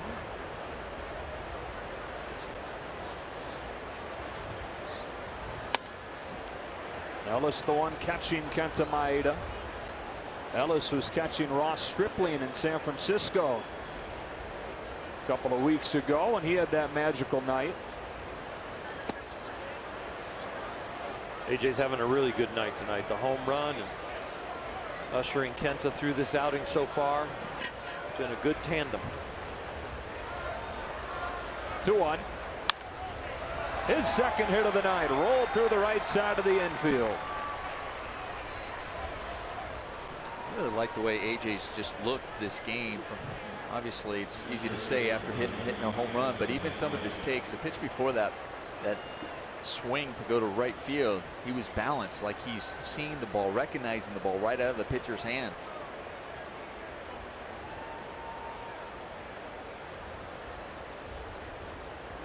Kenta's 0 for 2 and has struck out both times, but has had some nice swings. Up there to sacrifice and puts it in play, getting the job done. Bergman thought about second. It makes you smile because he's always smiling, and it's like when he gets his day for his bobblehead, I hope it has a smile on it. Yeah, it should. He's trying to get it out there. He's upset that he bunted it right back at the pitcher and then still gets the job done, and I think that's what makes him smile, because he knows that wasn't the best bunt. And you got to put a pretty good bunt down to get A.J. Ellis over. Bergman kind of gave up on the play. I think he had a shot at him.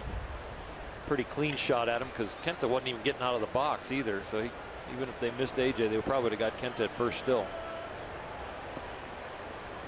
Well, as good as things seem to be going right now, this is Coors Field and a 3-0 lead. It's not your everyday 3-0 lead. We'd love to see them find a way to get Ellis in from second. But Chase Utley up there and 2 out in the 6th.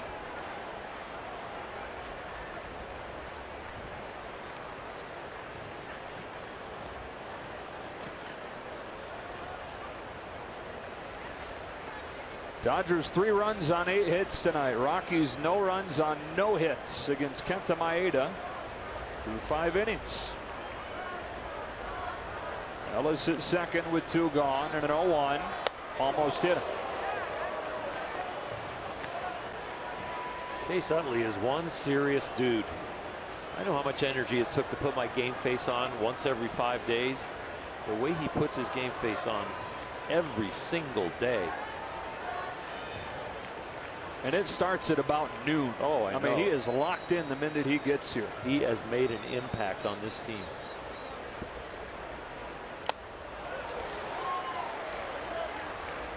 Have we seen him smile this year on a baseball field? On the field. No. On the field. In the dugout, yeah, a little bit. But on the field. He smiles in the dugout. Yeah. And he's definitely one of those guys as serious as he is and as focused as he is. He's happy when his teammates are succeeding. So he's smiling and high-fiving in the dugout especially when he knows the guy's coming in after scoring a run. You know that guy you work with, or that guy is your boss, or somebody in charge or around you, and they give you a compliment and you're like, wow, I really feel good about that compliment. Yeah. Bet you that's the way it feels when, like, Chase compliments somebody on hustle or concentration or doing the right thing in a game.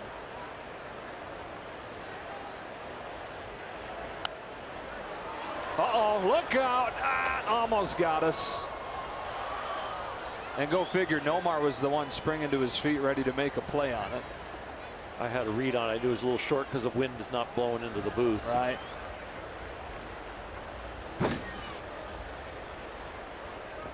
Show what we did. You stand up, and I was like this. And my eyes. It's so funny how you read everything. I love it. You read the air, the wind. Utley swats it to left. Rayburn lays out, can't get it.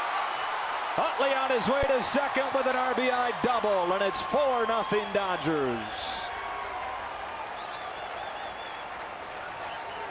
He almost smiled right there. Nah. We've almost saw back-to-back great plays from a left fielder. As Kike with his, and then Rayburn almost coming up with that ball. Rayburn did a good job. He not coming up with it, but still knocking it down. As that goes by him. You know the way Chase is always hustling out of the box, he'd be standing on third. Corey Seager's been retired once in this series, and it was a fly out to the warning track in center.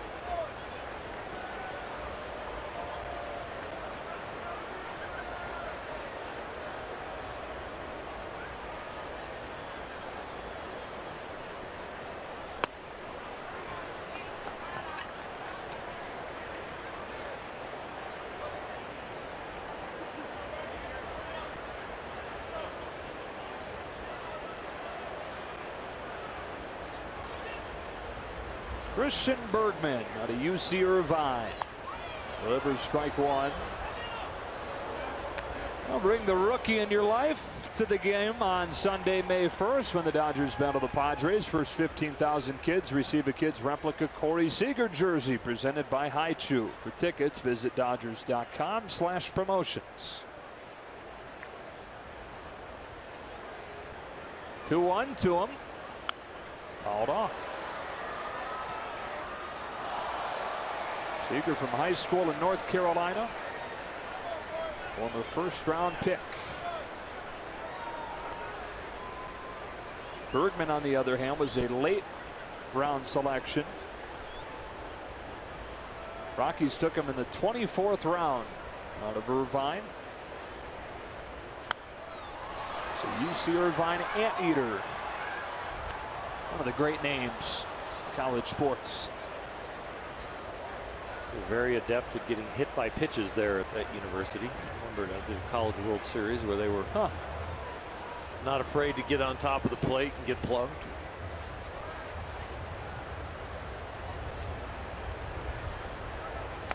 You see a lot of those California college teams, especially down there in Southern California, where they really play for that 90 feet. Where it doesn't matter if I'm going to get hit. I don't care if you're the fourth hitter, they're bunting guys over, sacrifice, playing for that 90 feet, even the close games.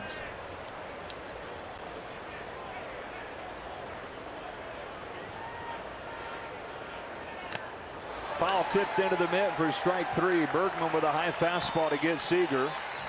And we go to the bottom of the 6th. 4 runs on 9 hits for the Dodgers. No runs on no hits for the Rockies against Kenta Maeda, who comes back after this.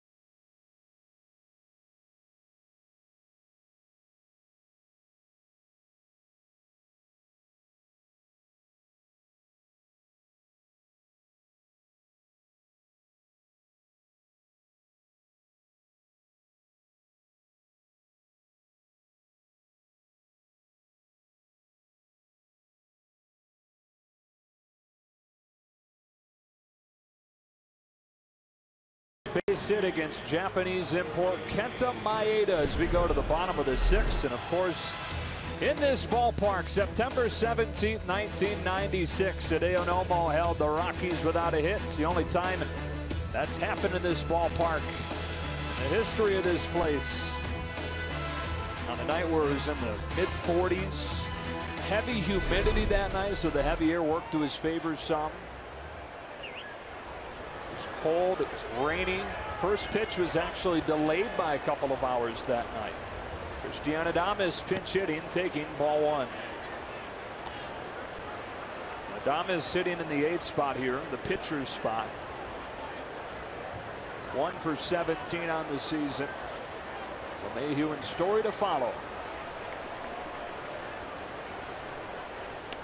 Breaking ball drops in for a strike. It's 1-1.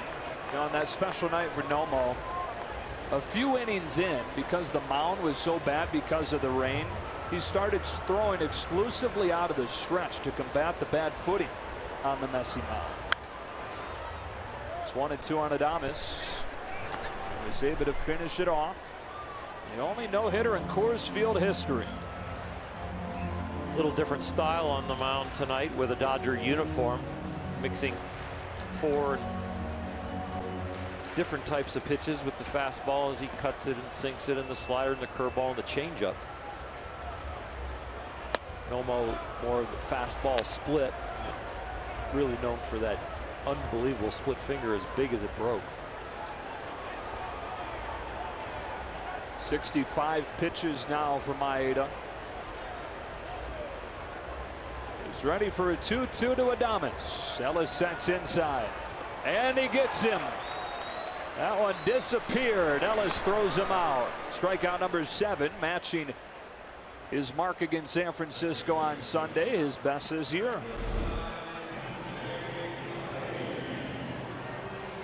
Slider slash cutter again. Really good downward action on that pitch. Just thinking of Nomo when you mentioned about that split finger. That almost had that split finger reaction right there, where the bottom just came out of it. It's funny, speaking of Nomo, when we were on the same team in Boston, and we had a scouting report on Roger Clemens that was given to us. And the scouting report said Roger Clemens, 95% of his split fingers are balls. So they said, well, then don't swing at it. Oh, right. That was you recognize it. Right. And it was funny because Hideo Nomo heard that. It was like a big team meeting, and he said, you stop swinging at split finger, I have no job. That's great. Painted over the outside edge. He's ahead of LeMahieu, 0-2.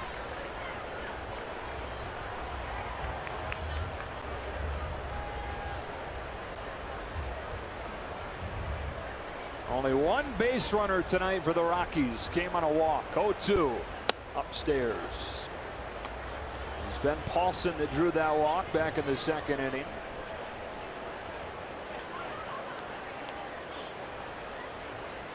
Seven strikeouts, one walk, no hits. 1-2 to LeMahieu.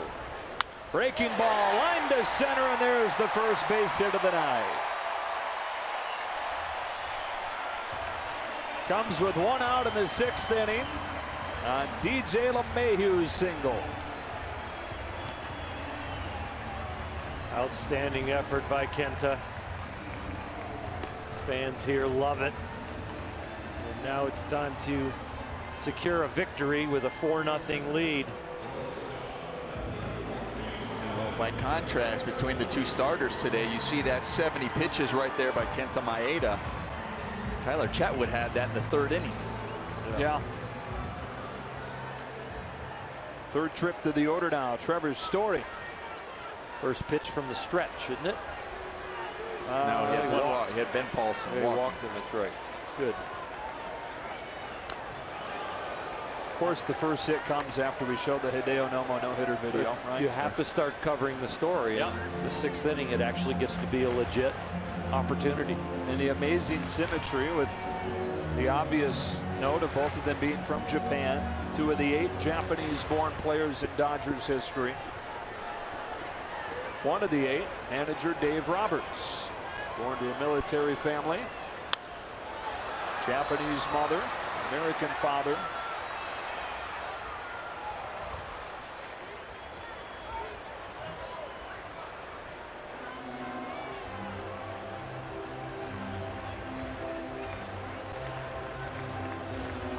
Born in Okinawa, Dave was. His dad was a Marine. Bounced around growing up. Japan and several spots in California. Spent some time in North Carolina. Lived in Hawaii for a while. His high school years, though, in San Diego. A seamless transition from Don Mattingly, and even a boost in the enthusiasm department.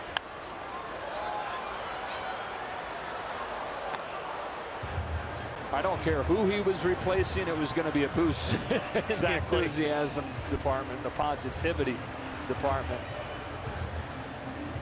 You feel him every room he walks into. It's like, okay, he's here. He bounces around that clubhouse like a pinball. Guy after guy after guy checking in on him.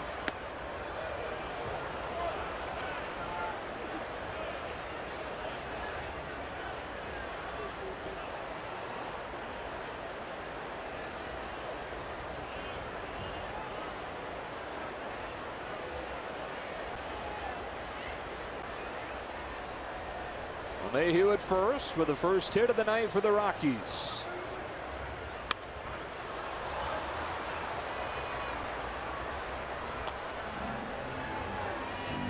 Trevor's Story with the strikeout tonight, 28, leads the majors, but there have been a few at-bats where he's done a really nice job of protecting in this series. Well, even in that first strikeout of the game, he was fouling off some pitches. He was battling. That's another thing you actually see here a lot of at Coors Field. There's a lot of long at-bats. Because of the lack of breaking the pitches, there's just slight movement and they foul them off.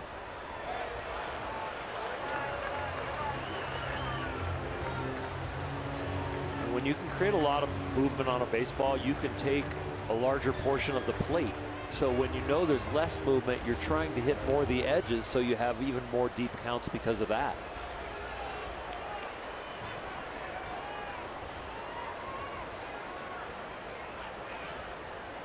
Ellis setting away for 2-2. Story to the opposite field with a cracked bat teardrop of a single. Back-to-back hits after the Rockies went 5 1/3 without one.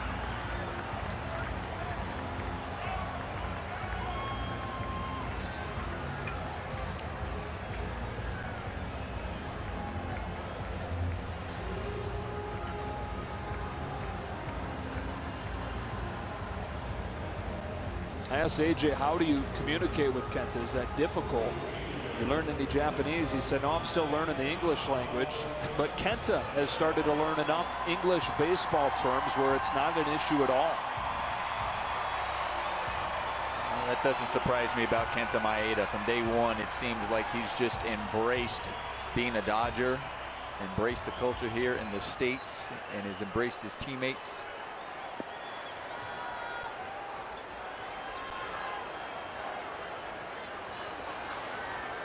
Carlos Gonzalez is 0 for 2. Look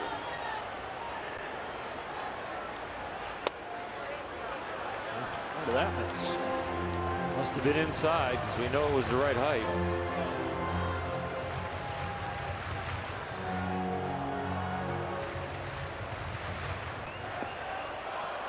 Hit number 1,000 of Cargo's career came on Wednesday in Cincinnati.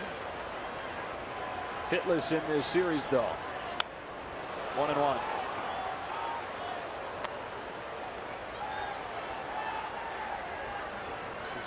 This is a big inning right here for Kenta Maeda. Because we talked about the field. We talked about games here, how they can just turn in an instant where there's no lead is safe.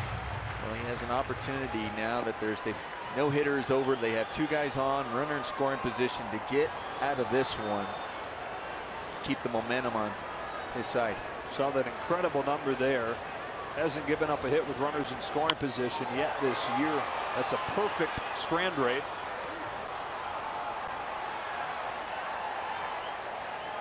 If you listen to the people on Twitter, that would be our second jinx of the night.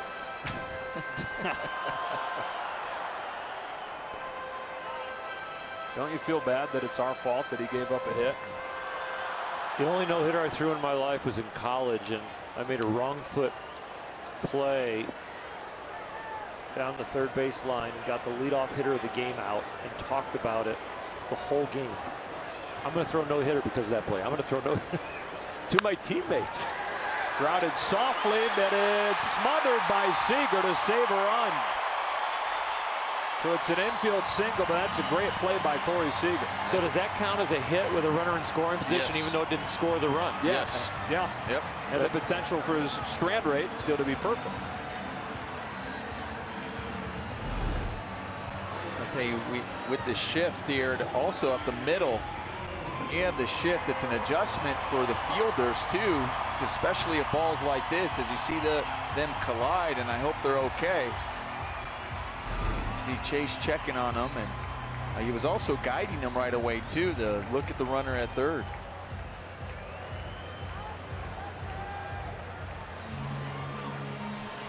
There's a couple big guys there, especially for middle infielders. Utley and Seager. Utley's built like a brick still, 37 years old. Seager's 6'4". Broad-shouldered.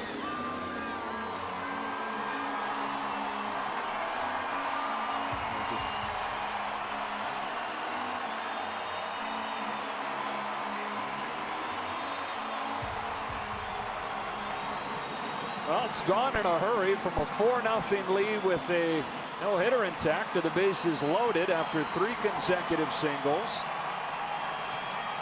A guy that tied for the major league lead with 42 home runs last year at the plate, representing the tying run.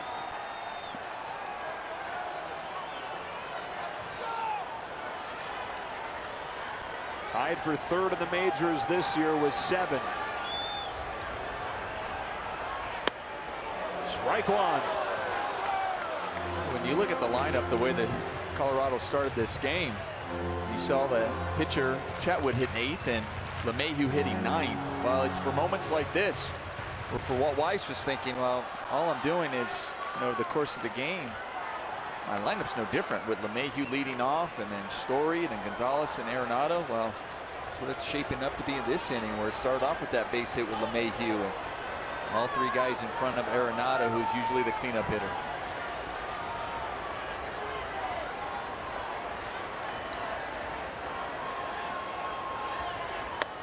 Strike 2. Fastball in, slow curveball away. Locks him up right here, gets a little flinch.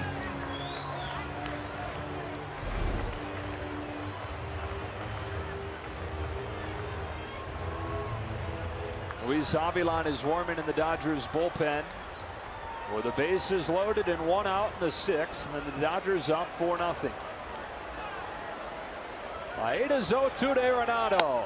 Plays off a high fastball. The hardest player in the National League so far this year to strike out. Hey, Arenado did a good job holding up on that, especially when you're looking for the fastball. And I mean, you can tell he was, because he flinched on the curveball before.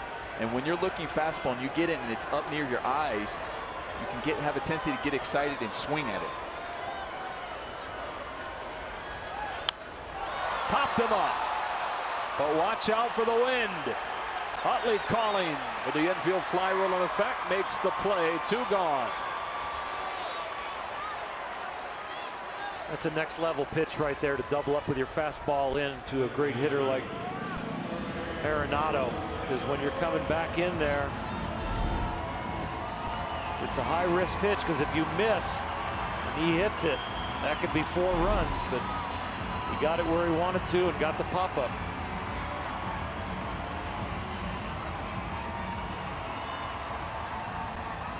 So he gets Arenado, who has 17 RBIs this year, 2nd in the major leagues. And now Parra, who only has 4 RBIs this season.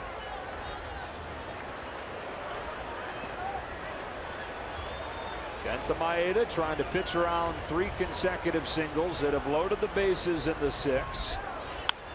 Parra shoots it down the left field line, foul.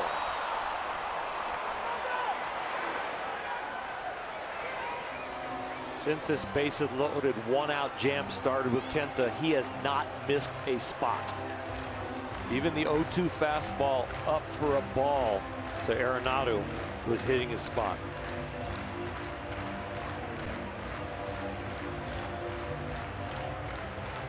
He's been locked in tonight. And his first start at Coors Field. But the Rockies have them loaded, and the tying run at the plate with 2 gone in the 6th. 0-1 to Parra. Strike 2.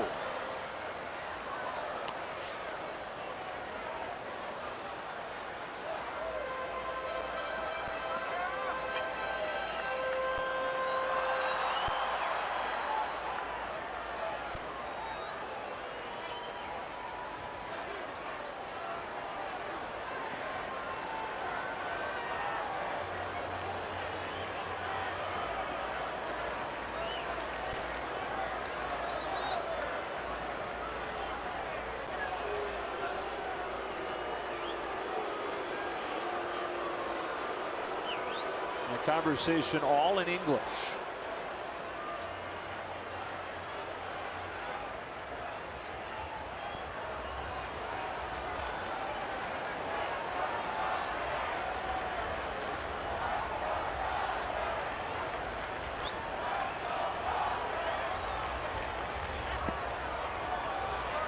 With a change, missed down and away. 1 ball, 2 strikes on Parra. Get in these jams, you go to the well early in the pitch count. They went fastball in twice, got to 0-2. They might want to go back to the well inside, but they just didn't want to live there. So AJ made sure, when we go away here, I want to make sure it's really wide, and that's what they just did.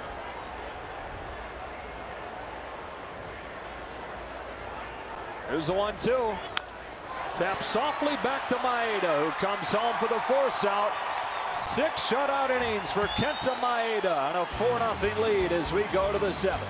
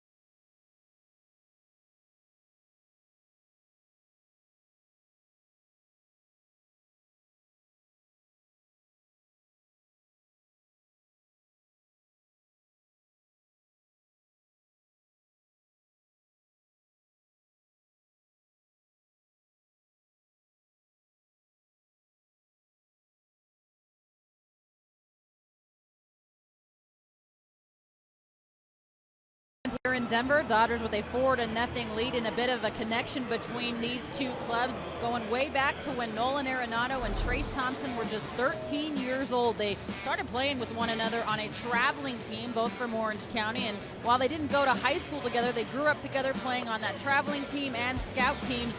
Trace said Nolan was the closest thing to a brother not named Clay or Michael. First time playing against one another in pro ball during the regular season. Their moms are even here watching their sons play together, just like they used to do when they were boys, guys. Awesome. Great stuff, Alana. One picture they showed was when they got drafted. Yeah. They were 2 picks difference in the draft.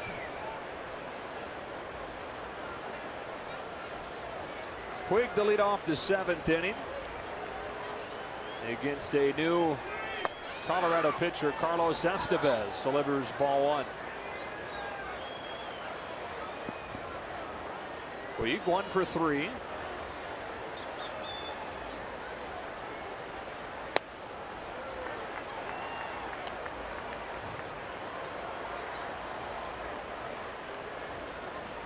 Estevez called up prior to yesterday's game from AAA Albuquerque.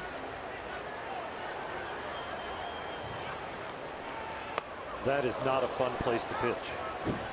It's actually really good training ground if you're going to come to Coors Field. You have your AAA team in Albuquerque. Oh, that whole Pacific Coast League's kind of tough. Is that by design, you think, for the Rockies to have that as their AAA affiliate or not? Doesn't really matter where in the Pacific Coast League. I pitched there 2 years, the Dodger minor league system, and wow, it's interesting. You get an ERA in the 4s, and you could be the low guy on the whole staff. Same here in Colorado. Exactly. Yeah. It's funny you say it's interesting. They say that about playing here.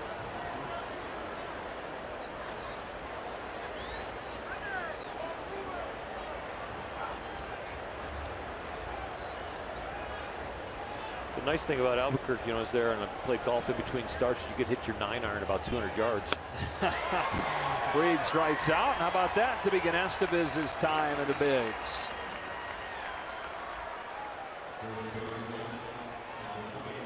Well, 1 away for Adrian Gonzalez. Dodgers have won 6 of 9 after that stretch where they lost 4 of 5. Trying to set up a series rubber match tomorrow. Trying to snap what is right now, dating back to last season, a 5-game losing streak at Coors. 7 of the last 8 seasons they've won the season series against the Rockies.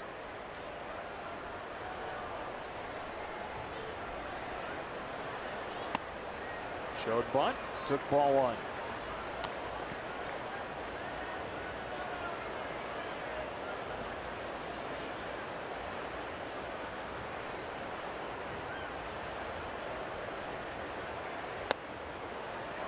I'll tell you what, if the league shifted against Adrian Gonzalez for the whole year, he's got a shot at the batting title. If he decided he wanted to do that. Because he's got that kind of bat control and situational hitter. Just went just right there when he showed bunt. It's going to hang out for Rayburn, but you get the idea. I mean, what percentage of the time right now are we seeing the shift against him? So, majority of the time. 90%. Yeah, 90% of the time. But, you know, for a hitter like Adrian Gonzalez, though, too, I remember when I was playing and we do the shifts, such as on Ken Griffey Jr., and he would square around. They often shift because, go ahead, we rather you bunt because you have an opportunity to hit a home run every single time you're at bat. So that was the other thing where if you wanted to get hit, you were doing the team a favor just by squaring around and bunting.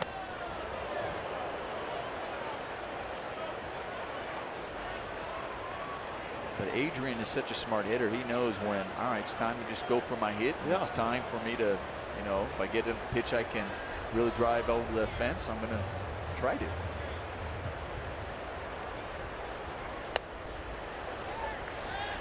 This is probably as good as we've seen Howie look at the plate so far this year tonight. He's got a single and a line out.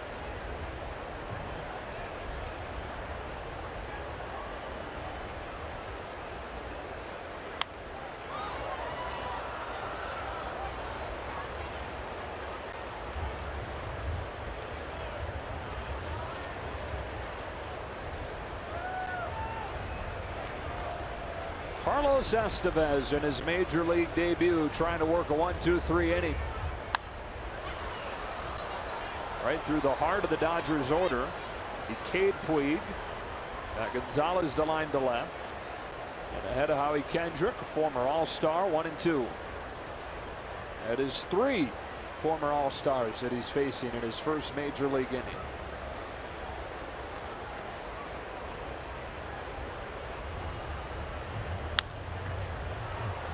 Bounced to short for Story.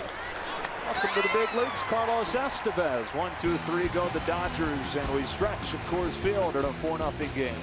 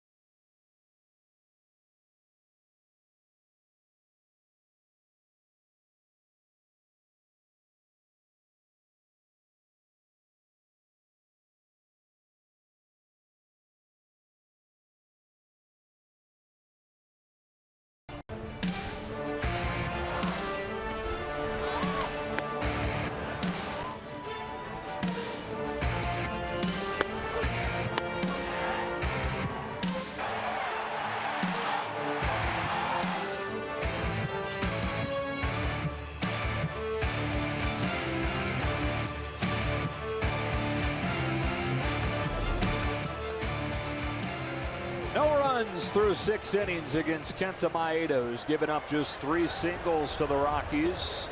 That gets Ryan Rayburn swinging through a bouncer for strike 1. Quite a night for the right-handed rookie from Japan. At 5 1/3 no-hit innings before LeMahieu, Story, and Gonzalez singled in succession. But he was able to strand them and keep the shutout intact.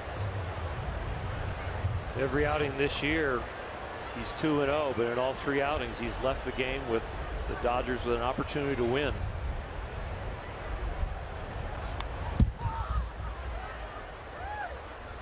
Should be one of those innings. Really nice inning if Kenta can have a quick inning here, especially after that last inning where Colorado's probably thinking, okay, we got to him, we got some hits, we had a chance to score some runs, we're getting to him. If he could close the door quick, it changes that feeling in that dugout. He threw 98 pitches against the Giants at home, and I think with him getting used to the 5-day rotation, pitching every 5th day compared to once a week in Japan, I think the Dodgers will really watch his pitch count. Chilly night here, and we talk about how tough it is to pitch here. It's been a strenuous night for him with a lot of things on the line. Even if he has a clean inning here, I would think that this would be his last inning. 3 times he struck out Rayburn and 3 trips up, and a career high 8 Ks now for Maeda. And even a little more conservative than I thought. Yeah. What a performance. What a performance from Kenta Maeda. They asked the question at first, could he make the transition to the big leagues? Could he beat San Francisco? Could he pitch against him a couple times? Could he pitch in Coors Field? And the answer every time has been yes. 4-0 in the bottom of the 7th as Maeda leaves.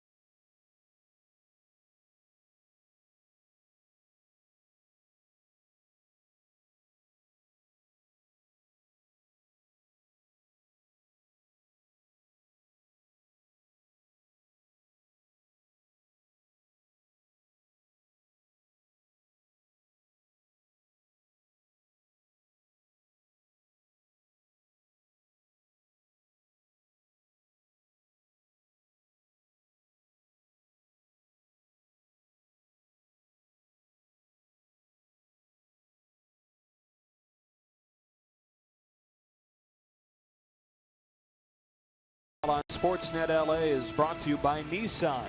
Choose Nissan today for great offers on our most exciting lineup ever. Shop online at choosenissan.com. 6 1/3 shutout innings for Kenta Maeda. See his translator Will Ireton in the background there. 8 strikeouts. That's a season high and a Major League Baseball career high for him. 3 hits, all singles, came in succession after 5 1/3 hitless innings to start the outing. And he hands it off to Luis Avilan, who came on for his season debut with the Dodgers last night and got a strikeout. Luis has a reputation to have ice water in his veins, and he hopes he can just duplicate what that man did. Now 25 1/3 innings at big league level, only 17 hits, 1 earned run, 5 walks, and 23 Ks. And he faces Ben Paulson, who swings and misses for strike 1. Not only does Avilan have to follow up what Kenta Maeda has just done, but they also have to battle what the Colorado Rockies might be feeling in there, where they're happy that Maeda's out of this game. Yeah. So, you know, I was just talking prior to this from Ben Paulson, with Ryan Rayburn up there, is meant if Maeda can have a quick inning, because after they got some hits off from the last inning, like they might be feeling, hey, we can get to him now, we're getting to him slowly. But then now they're probably thinking, now he's out, now we can really get to this bullpen.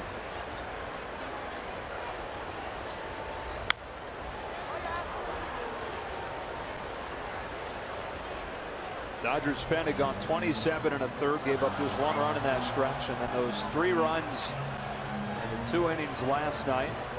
A 7-5 Colorado win.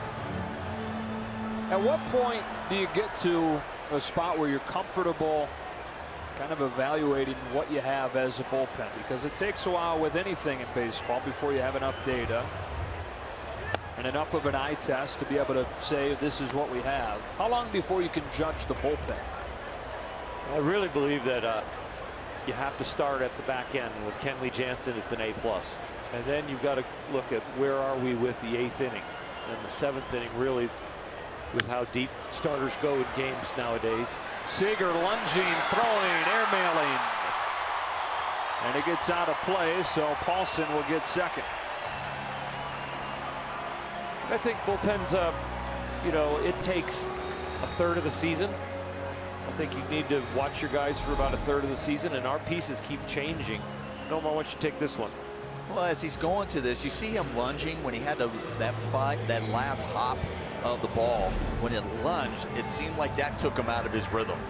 Once you lunge, because you're already anticipating with your feet and your mind and your body when you're getting to the ball to be in a position for the throw that's going to be an off-balance throw. but that lunge has a tendency to take you out of that rhythm and throw it away. So one out base runner in scoring position for Tony Walters. Rockies need a lot more than one. The Dodgers in front 4-0, last of the 7th. Hard hit. Gonzalez has it pop out of his mitt right to Utley. Gonzo back to the bag and a 3-4-3 put out. Which is your typical 3-4-3 put out, but after Adrian misses it, which is probably surprising him because he doesn't miss many balls, but then he sees that Utley and he recognizes, okay, I can get back there where Utley is playing. For all the errors that he saves the infielders, it's good that Chase saved him on that one. And I think that's also a good learning tool for youngsters back home. Even if you mess up, don't put your head down right away, because you never know what can happen after you mess up. You can still be a part of something good. Dave Roberts brought Avilan on for the 2 left-handers. Now he'll bring Joe Blanton in with the Dodgers up 4-0.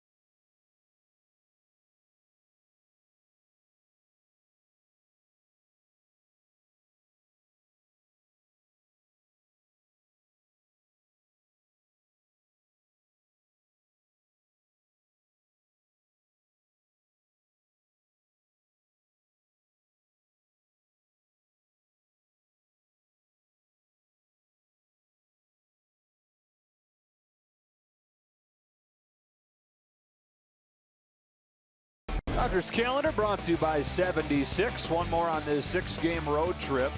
Dodgers still with a chance to go 4-2 on the trip, and they return home to take on the Marlins. Don Mattingly returning to town Monday through Thursday, that 4-game series. Here's Joe Blanton with a runner at third, and 1 out, or 2 out here in the 7th inning. Dodgers up 4-0. He'll pitch back in the Atlanta series, a scoreless inning and a Dodger win, a 5-3 win on a night when we used 6 relievers, used 5 relievers yesterday, and they're trying to divvy up the work down there because you never know what can happen here in Colorado. Somebody at home might be saying, you know, where's Baez, where's Chris Hatcher, where's somebody else that usually pitches at the end of the game? Well, it's 4-0 and we're in Colorado, and Joe Blanton is throwing the ball well. Brandon Barnes had the game-winning 2-run triple last night. Takes strike 1. If you're Dave Roberts, are you looking potentially for Blanton to go 2 1/3, finish this game? Possibly, but you might bring Kenley Jansen in even if it's not a safe situation in this ballpark. Barnes drills one deep left field. Hernandez not going to get there. Barnes with a pinch hit RBI double, and the Rockies on the board in the 7th.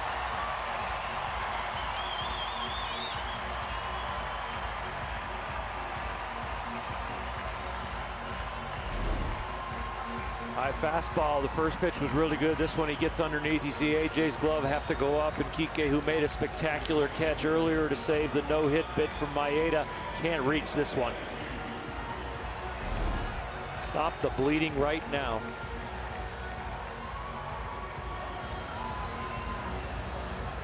So Paulson is in to score.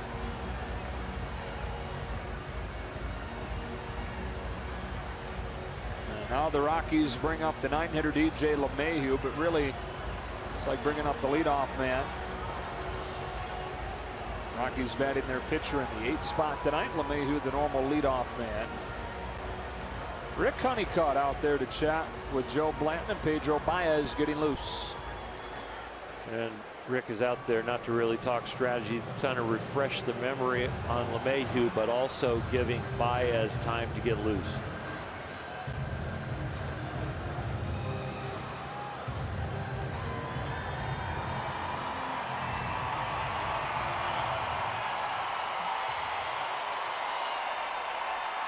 Former LSU Tiger DJ LeMahieu broke up the no-hit bid from Maeda with 1 out last inning with a sharp single into center. There's strike 1 from Blanton.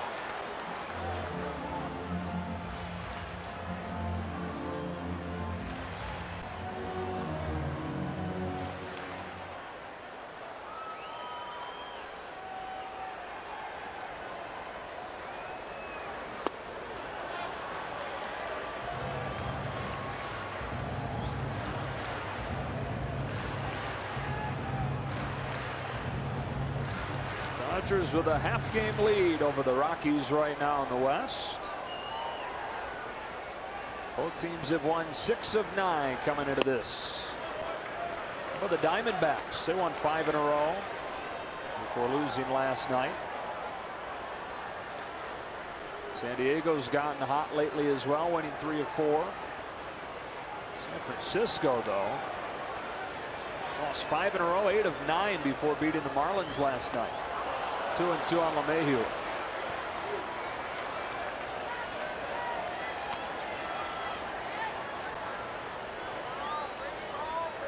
Tell you what's interesting. Look at this defense here. I know about the shift we often see in the infield, but look how open center field is. LeMahieu, as you have a right-handed hitter up there. They're really, scouting reports saying, well, if he gets it in the air, it usually goes the opposite way. The data is screaming.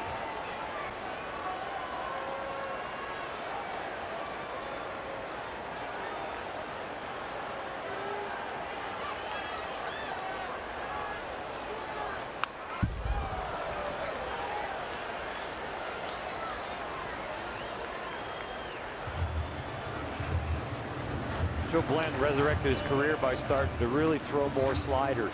And the slider doesn't break as much here, so he's got to really fight against trying to throw the best slider of his life, because it could slip out of your hand and just stay right in the middle of the plate like a bad fastball at this altitude.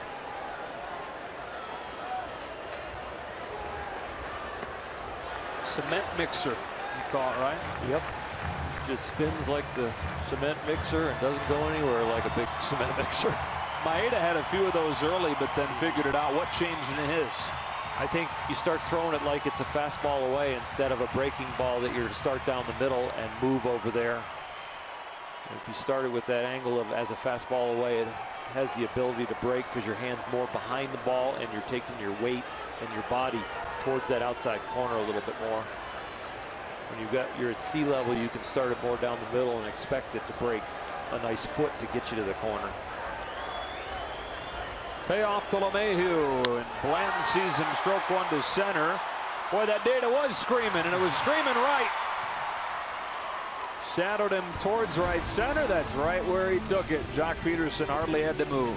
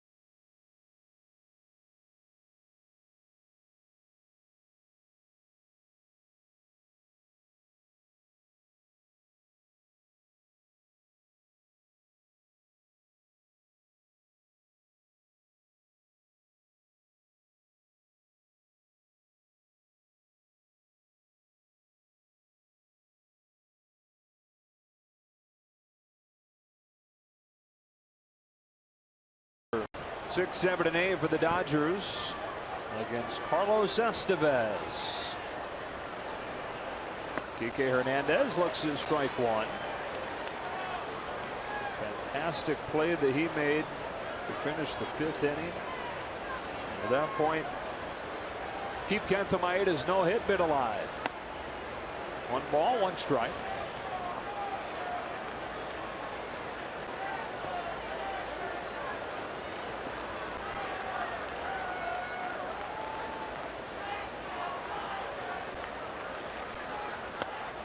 One and two. Nomar, somebody tweeted and said that he was disappointed that we didn't make a single reference to Charlie Sheen and Estevez's first inning of work. That's his given. Charlie Sheen. There are Charlie Sheen fans out there. His given birth name is Carlos Estevez. What I was wondering if he's up here long enough. This is his major league debut. As you see him throw 95 like Rick Vaughn. If that's what they're gonna, that'll be his nickname in the clubhouse. Just give him the heat, Vaughn. Awesome. 4 up, 4 down for him. What was the other connection our producer Mike Levy got in our ear and said? There's something else related to Albuquerque. Tell me again, Mike.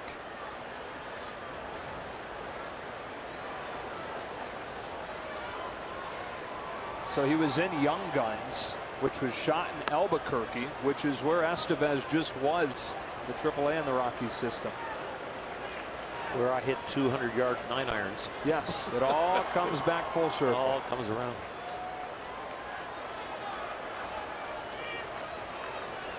Two and on Jock Peterson.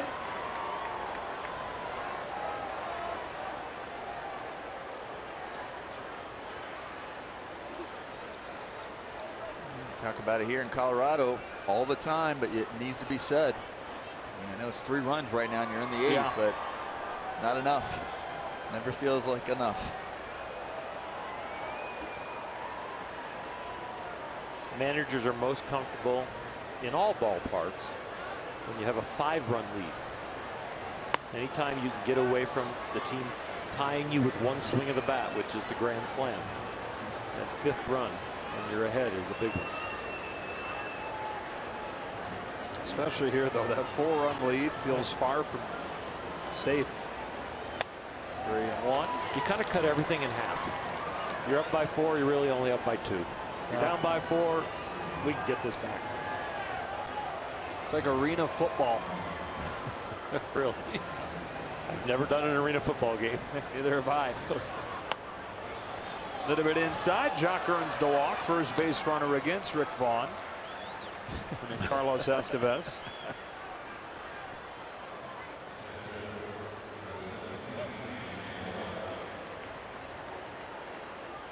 A.J. Ellis 2 for 3 with a 2-run homer.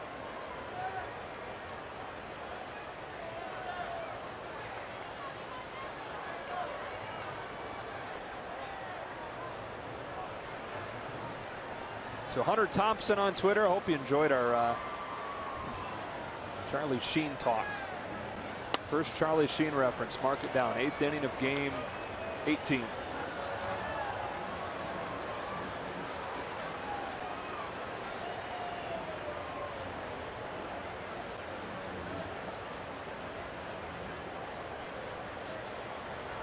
Set inside for an 0-1, and Ellis takes it for a ball. Now Smani Grandal is on deck with a pitcher's spot due next. Pedro Baez warming in the Dodger bullpen with a 4-1 lead in the 8th inning, trying to even this series up at 1 game apiece after the Rockies took the opener 7-5.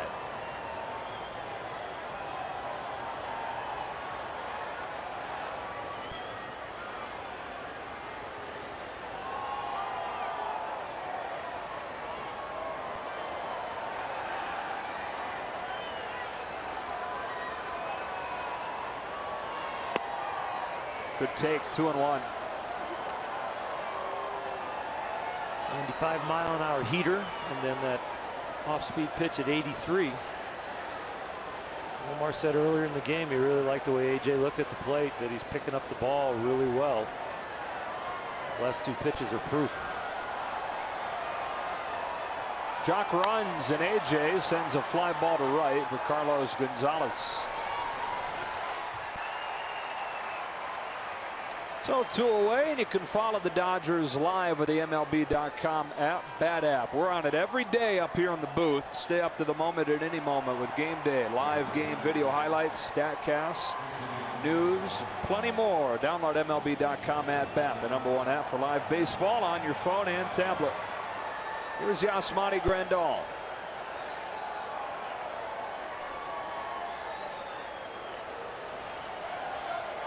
Getting a night of rest, at least in the catching department. And A.J. Ellis, who made the start, hit a 2-run homer. So Dave Roberts pushing the right buttons.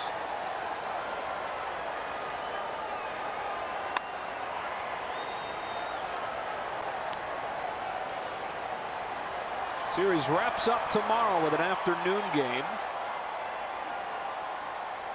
It'll be 1:10 in Los Angeles. Alex Wood for the Dodgers. Jordan Lyles for the Rockies.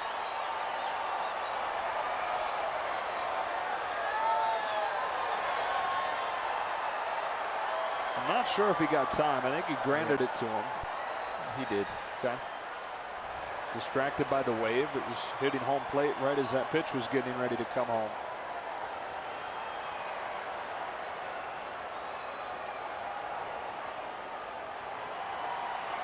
Grandal pinch hitting in the 9 spot. And hitting it right into the shift for LeMahieu. So the inning comes to a close, and we go to the bottom of the 8th inning. 4-1 Dodgers.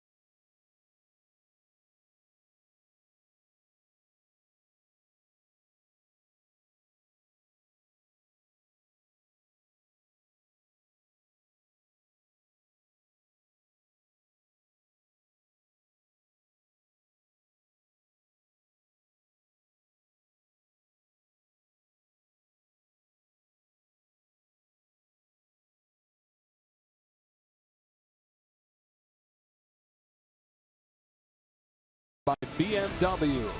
See a Southern California BMW Center today for exceptional offers, or visit SoCalBMW.com. Back in Denver, Pedro Baez to the mound for the Dodgers, trying to protect the 4-1 lead, trying to even this series at a game apiece. Pedro got knocked on the head the other day, and they had to check him out to make sure everything was okay, and he has let everybody know that he feels good. Back to throwing a little side work, playing catch, and ready to cut it loose again.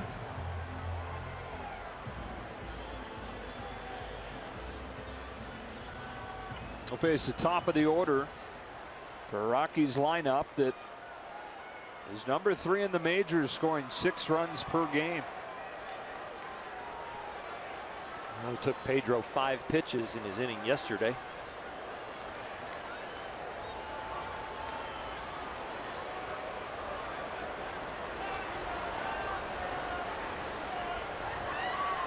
Trevor Story, 1 for 3 so far today. One of the 3 singles With the Rockies hit in succession against Maeda after the 5 1/3 no-hit innings.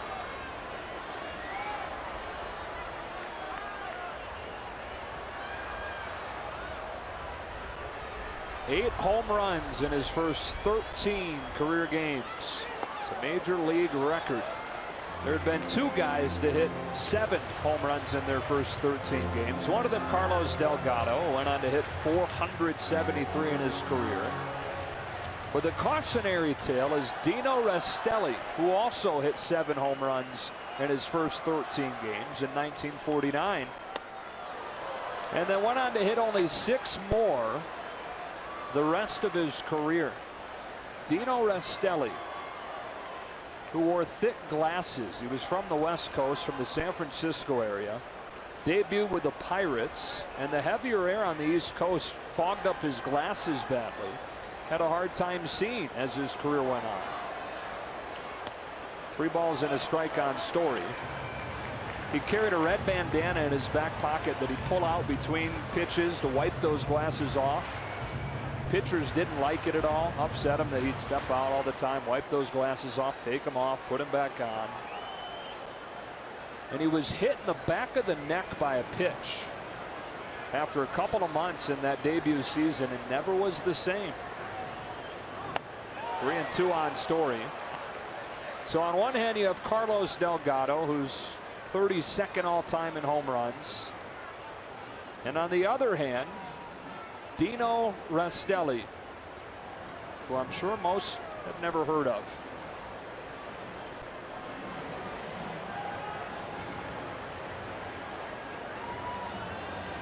Trevor Story. What works in Trevor Story's favor is that he doesn't have a red bandana.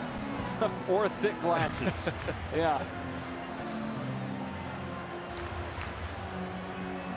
My famous Dino is Dino the dinosaur from the Flintstones. He's more noteworthy than Restelli. For me. Yeah. Name your top 3 famous Dinos.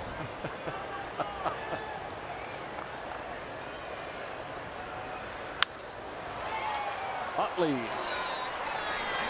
throws out Story.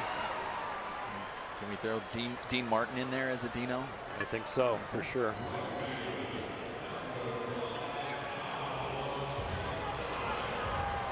Dino Cicerelli, hockey player. Good call. That came from the truck. No, I actually checked in with the truck, had the pronunciation of his last name wrong, but had the idea right. From Michigan, a lot of hockey played there, you know. Yep. Yeah, Dino Ebel of the Angels. Coach.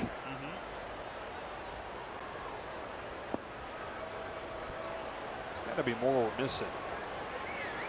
It's Carlos Gonzalez. Ball 1. Dino Gaudio, former head coach at Wake Forest, head basketball coach.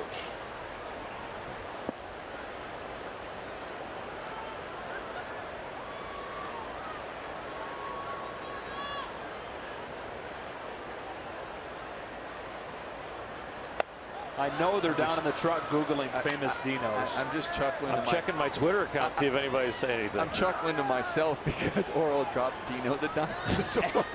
To launch the conversation. That's yes. Oh my goodness. Like he counts. Animated characters do not count. There have been 2 Dinos apparently to play baseball. Dino Restelli. Dino Chiazza played 1 year in 1935. I wasn't born yet. You're looking at me like I should know him. I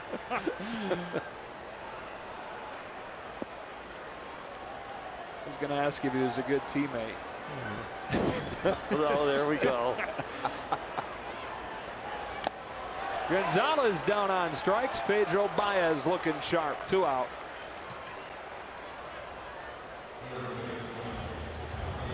Pedro gets the ground ball to second, gets the K. He's at 11 pitches, taking him a few more pitches than it did yesterday, but he still looks locked in.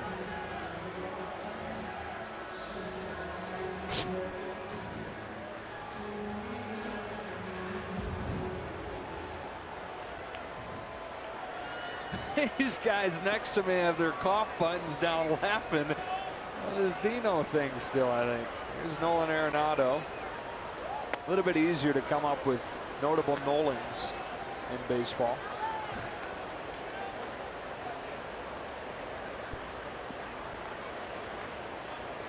He's 0 for 3 tonight. Wait, 10 and 0-1. Ball one. That was dramatic. Crowd always gets riled up, but definitely Arenado made it look worse than where that pitch was. I mean, that was almost on the corner. It was just up. I mean, the ball was by him before he looked like he moved. And he responds with a base hit to left. You ever get one that's like in a blind spot, Nomar? Like you really just lost the ball? Yeah. Yeah, I've been up there where I've gone, I never saw that pitch. And you're a Silver Slugger winner. And Nomar could hit a lot better than I could for sure, but I've probably 10 times in my big league career.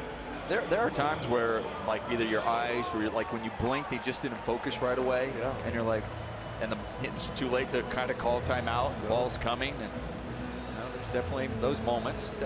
Good thing. Never felt like it happened very often, but No. I couldn't count that many times. But what, once a year maybe, or not even that for you? I don't feel that many, but it definitely happens. That's what it almost looked like there with Arenado. Mark Reynolds pinch hitting for Gerardo Parra.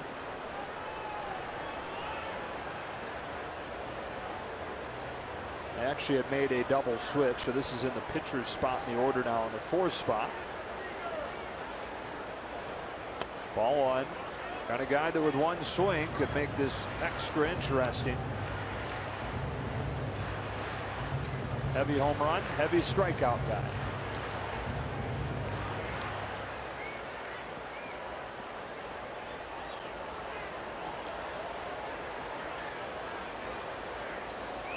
Arenado at first with 2 gone in the 8th, and Pedro Baez delivering 1-0. Strike one. 97.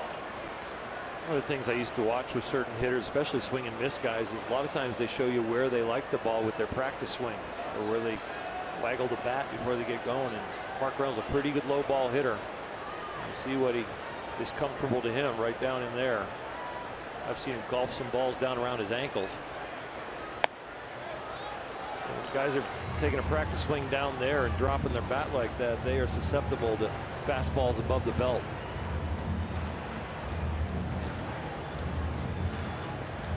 Kenley Jansen warming for the Dodgers. Be interesting to see if Dave Roberts goes to him if Reynolds reaches to bring up the tying run. That's 2-2. Only reason he's up. Yeah. Kenley does not like to get up the inning before to get loose. Even on really cold nights where he sat there for the 8 innings, he will just get up at a normal time to get ready for the 9th. So he's definitely up for this inning for just in case. The bullpen coach Josh Bard down there overseeing those warm-up tosses. 2-2 on Mark Reynolds. And he got it. Pedro Baez with a scoreless 8th inning of work. On to the 9th in Denver. Dodgers up 4-1.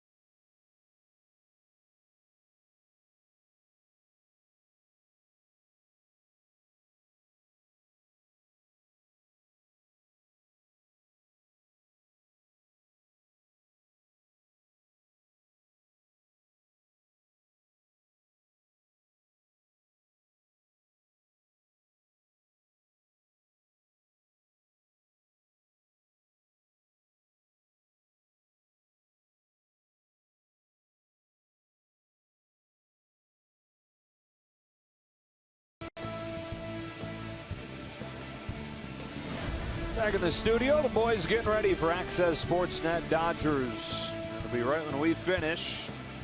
Access Sportsnet Dodgers brought to you by Nissan. They hope they're breaking down a Dodger win. It's a 4-1 lead here in the ninth.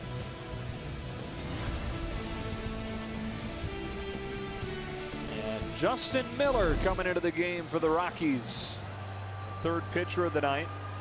Used out of the bullpen, replacing Tyler Chatwood. 6 games and an ERA above 7, contributing to the second worst bullpen ERA in the majors. Rockies with a .580 team ERA out of the bullpen. Only the Reds have been worse.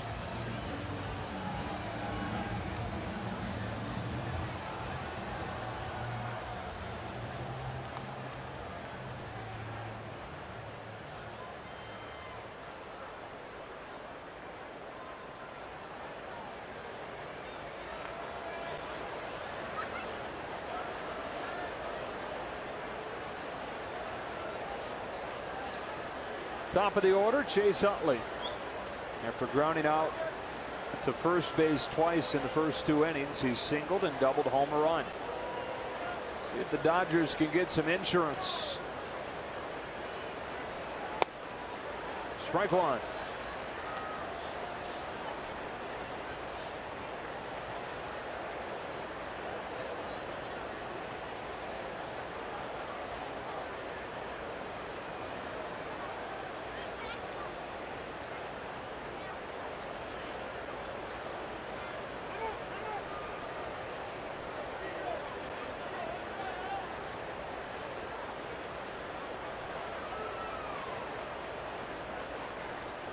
Miller got the win on opening day this year in Arizona. Right-hander working against Utley, Seager, and Puig in this 9th inning. Dodgers will see the 5, 6, and 7 hitters in the Rockies order in the bottom of the 9th. Kenley Jansen facing Ryan Rayburn, Ben Paulson, Tony Walters.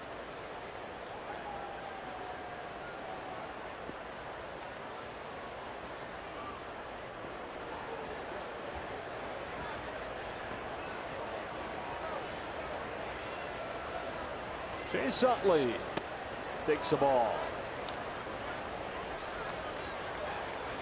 The Rockies have continually tried to crowd Chase throughout the evening.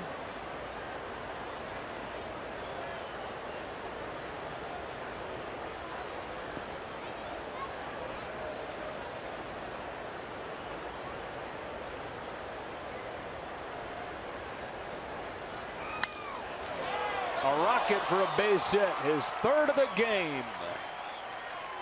His first base hit was on approximately the same type of fastball. The target is in inside and up. They're trying to crowd him, and then the ball leaks back over the plate, and he makes them pay. See the target, but you see where the ball goes, right down the middle and slightly up. He gets on top of it and just smashes a line drive to right. Guys, we're 18 games into this year now, and this looks like the Chase Utley that was an all-star 5 straight seasons in Philly. Sure is playing like that. And been the spark on that leadoff spot. Talked about how well he's done for the Dodgers and playing good defense, just all around solid. Ball on Corey Seager.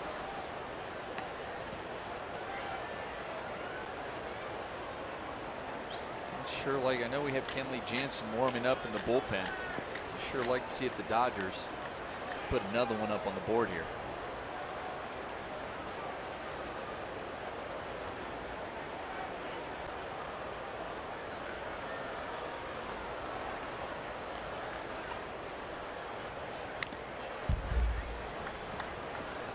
To turn the Atlanta series around, it was like Adrian Gonzalez's home run had him climb back in the game, but then in the 10th, the base hit by Chase off of Grilly, and then the stolen base. It seems like from that moment, and then we come here after winning 2 out of 3 in Atlanta, and he leads this series off with a triple in the gap. He has been a spark and a leader at that top of that order. So many tone-setting moments. Right from the first at-bat of the season.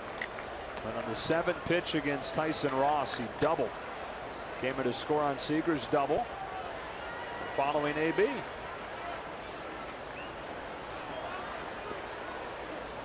And it was at that moment some people already said, oh, maybe this Chase Utley thing in the leadoff spot might have some legs. All right, maybe that could work. Boy, has it ever.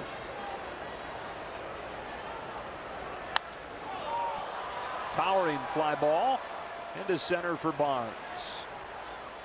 And even after a few days, it was still, well, Chase is kind of a stopgap right now, right? He's playing second base. He's leading off until Howie Kendrick comes back. And then Howie Kendrick came back, and Chase had done enough where Dave Roberts had to find other ways to get Kendrick in. As many yeses as Kenta Maeda has answered with all the things that you listed as he walked off the mound with the great outing again here tonight. Chase Utley has answered yes to every one of the questions about him coming into this season. And he's almost put an X right through some things that were just accepted as reality, weren't even questions anymore. Can he be an all-star caliber player? Nobody was really asking that anymore. The Dodgers were just hoping to get a healthy season where he could maybe plug some holes. At least that was the external expectation. 250, 300 at bats. Yeah. Spell some people in the infield. Play at third when we actually need him. Could he be an all-star level player was not a question. No. And it's only 18 games, but that's exactly what he's been through 18 games. When you look at the fact that the Dodgers have scored 16 runs in the first inning this season in the 17 games, which is actually tied for third most any team in the MLB this year. You don't do that without a leadoff hitter. Exactly. How about? And remember, early on in spring training, guys, that was one of the foremost questions. Who's the leadoff hitter? Dodgers don't have a leadoff hitter. And they don't have a guy that is your textbook, speedy, high on base guy.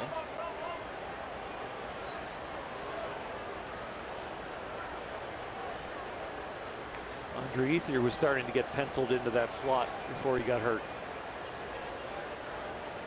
Yasiel Puig takes ball one.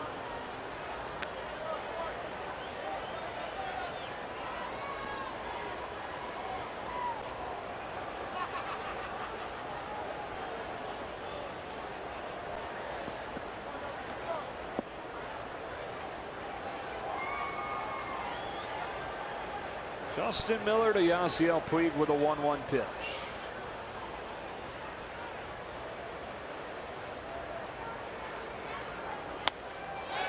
Snap throw back to first. Utley's in there. It's 1-2 on Puig. I like this Walters.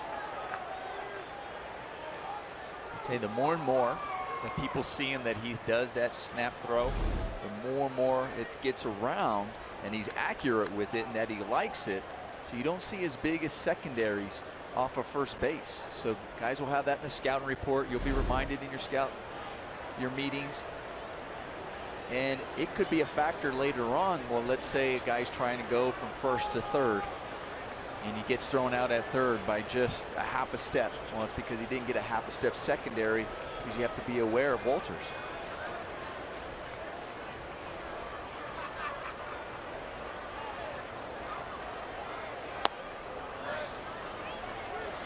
Tom say to Miller, keep it down, keep this down, and he did. Puig took it, 2-2.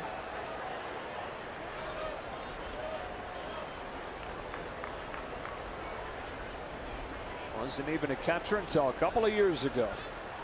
He's an infielder. It's that versatility that he brings that helped him make this roster.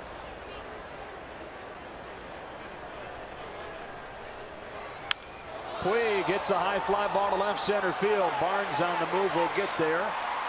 And back to first goes Utley.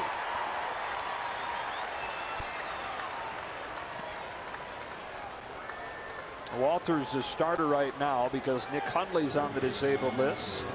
7-day concussion DL. He's starting a minor league rehab this weekend and should be back soon for the Rockies.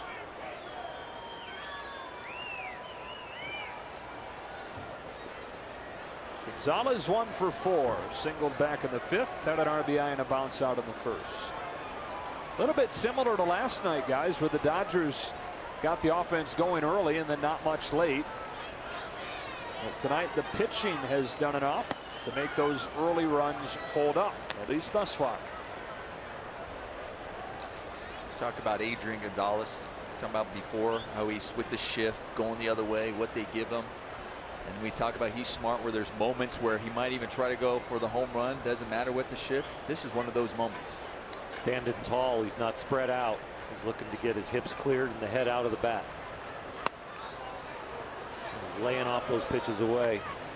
Slightly out of balance because he's keeping his weight towards the first base side so that he can open his hips and drive something from the middle to the inner half. You seeing that and staying away if you're Miller? Well, I am. I tried to study hitters' postures. Yeah. And it's once at the beginning and then once after the stride. Does wind up shooting it the other way to short.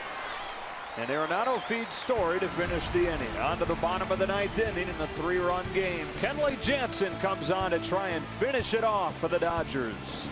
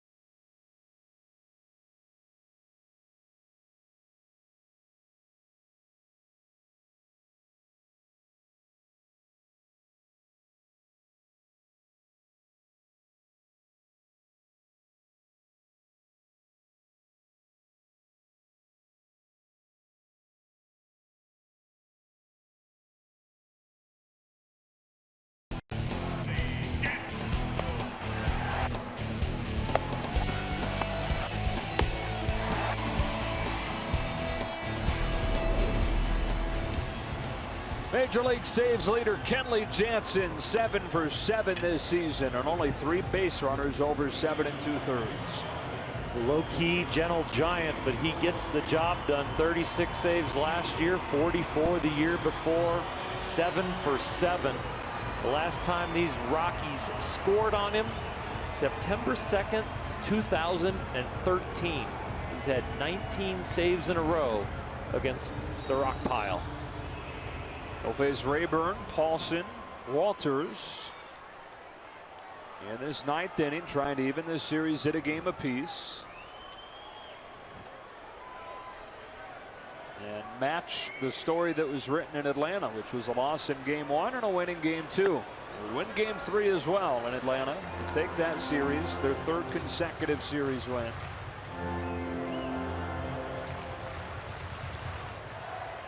Trying to move to 11-7 on the young season.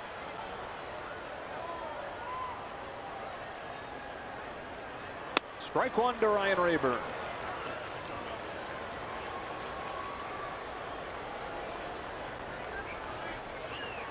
Alex Wood will get a chance tomorrow to bounce back from a rough outing at the start of this road trip.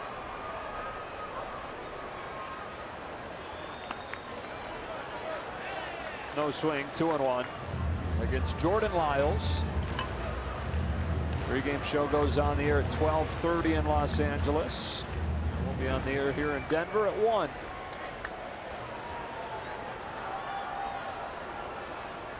It's 2 o'clock local, guys. I don't want to screw you up. We won't be late.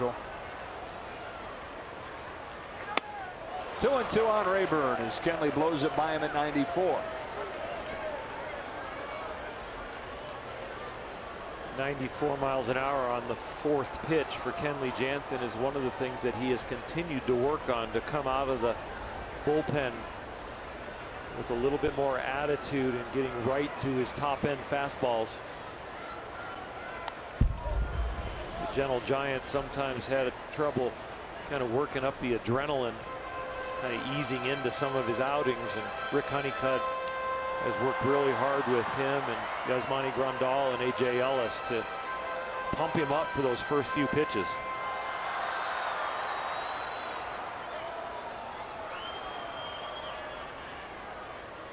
Another 2-2 to Rayburn. And a strikeout to begin the ninth. Rayburn, 4 strikeouts and 4 trips up there tonight. By the way, I said 12:30 pregame. It's actually noon pregame. The hour-long show leading into the series finale between these teams.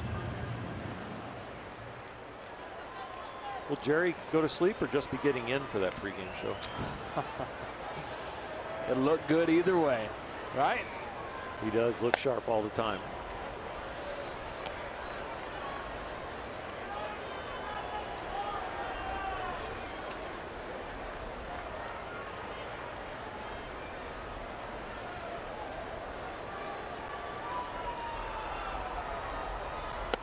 Ball and a strike on Paulson.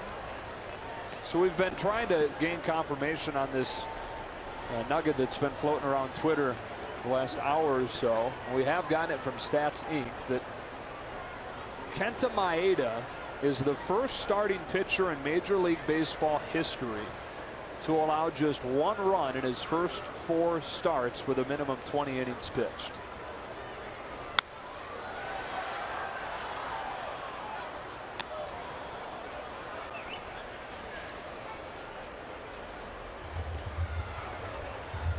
Running out of adjectives for him on the transition that he has made over here.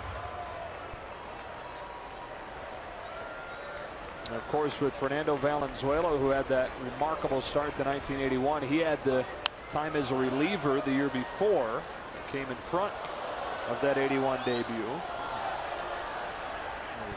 You know how we talked about Trevor Story and Corey Seager as front runners for the Rookie of the Year?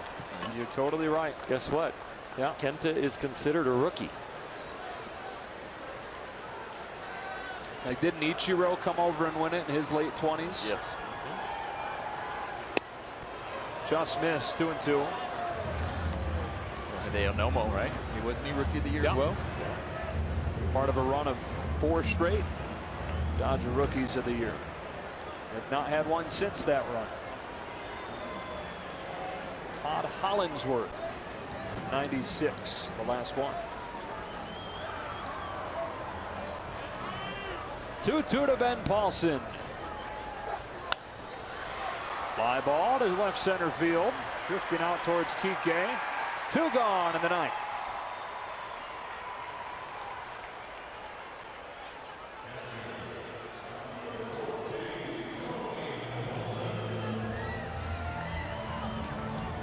So Kenley Jansen, an out away from going to 8 for 8 on the season in saves. And an out away from setting up that series rubber match tomorrow. They give the Dodgers a chance at a 4th consecutive series win. They'd be looking for their 8th overall win in their last 11. Strike 1 to Walters.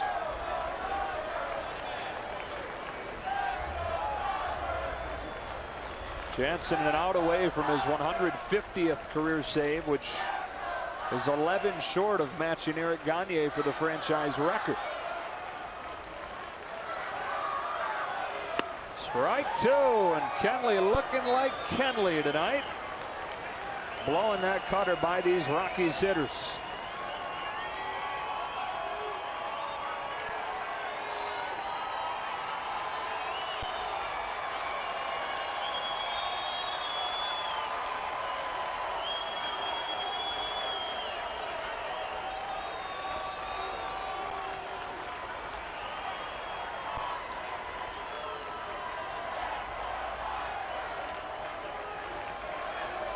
Jensen's 0-2.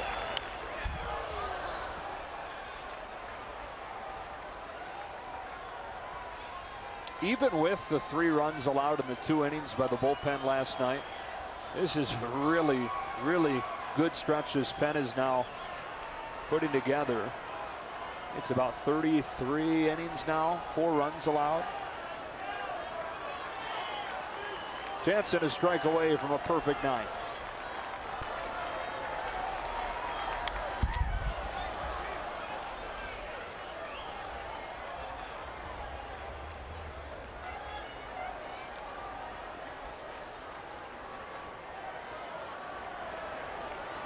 Kenta Maeda had a no-hitter in the 6th inning before 3 consecutive singles from the Rockies, but he stranded him there. Went 6 1/3 total tonight, 6 1/3 shutout innings. Softly hit to Chase Utley. Series rubber match tomorrow after the Dodgers take Game 2 4-1. Kenley Jansen a 1-2-3 9th inning for his 8th save on a night where A.J. Ellis helped offensively as well with a 2-run homer. And there is Kenta, who is in great form tonight. And this start for him, his first 4 starts, historically good now. And he's our Lexus player of the game. Fantastic night for him. What adjustments does he need to make? Well, he has made them all here, even in this atmosphere, mile high. He figured out where to aim the ball, how to make it break, and how to get the Rockies out. First starting pitcher in Major League history to allow just 1 run over his first 4 games with a minimum 20 innings pitched, which is what makes Fernando Valenzuela out of that equation with his great rookie year coming, at least in September, out of the bullpen. XS Sportsnet Dodgers is right now. We're back here in a moment.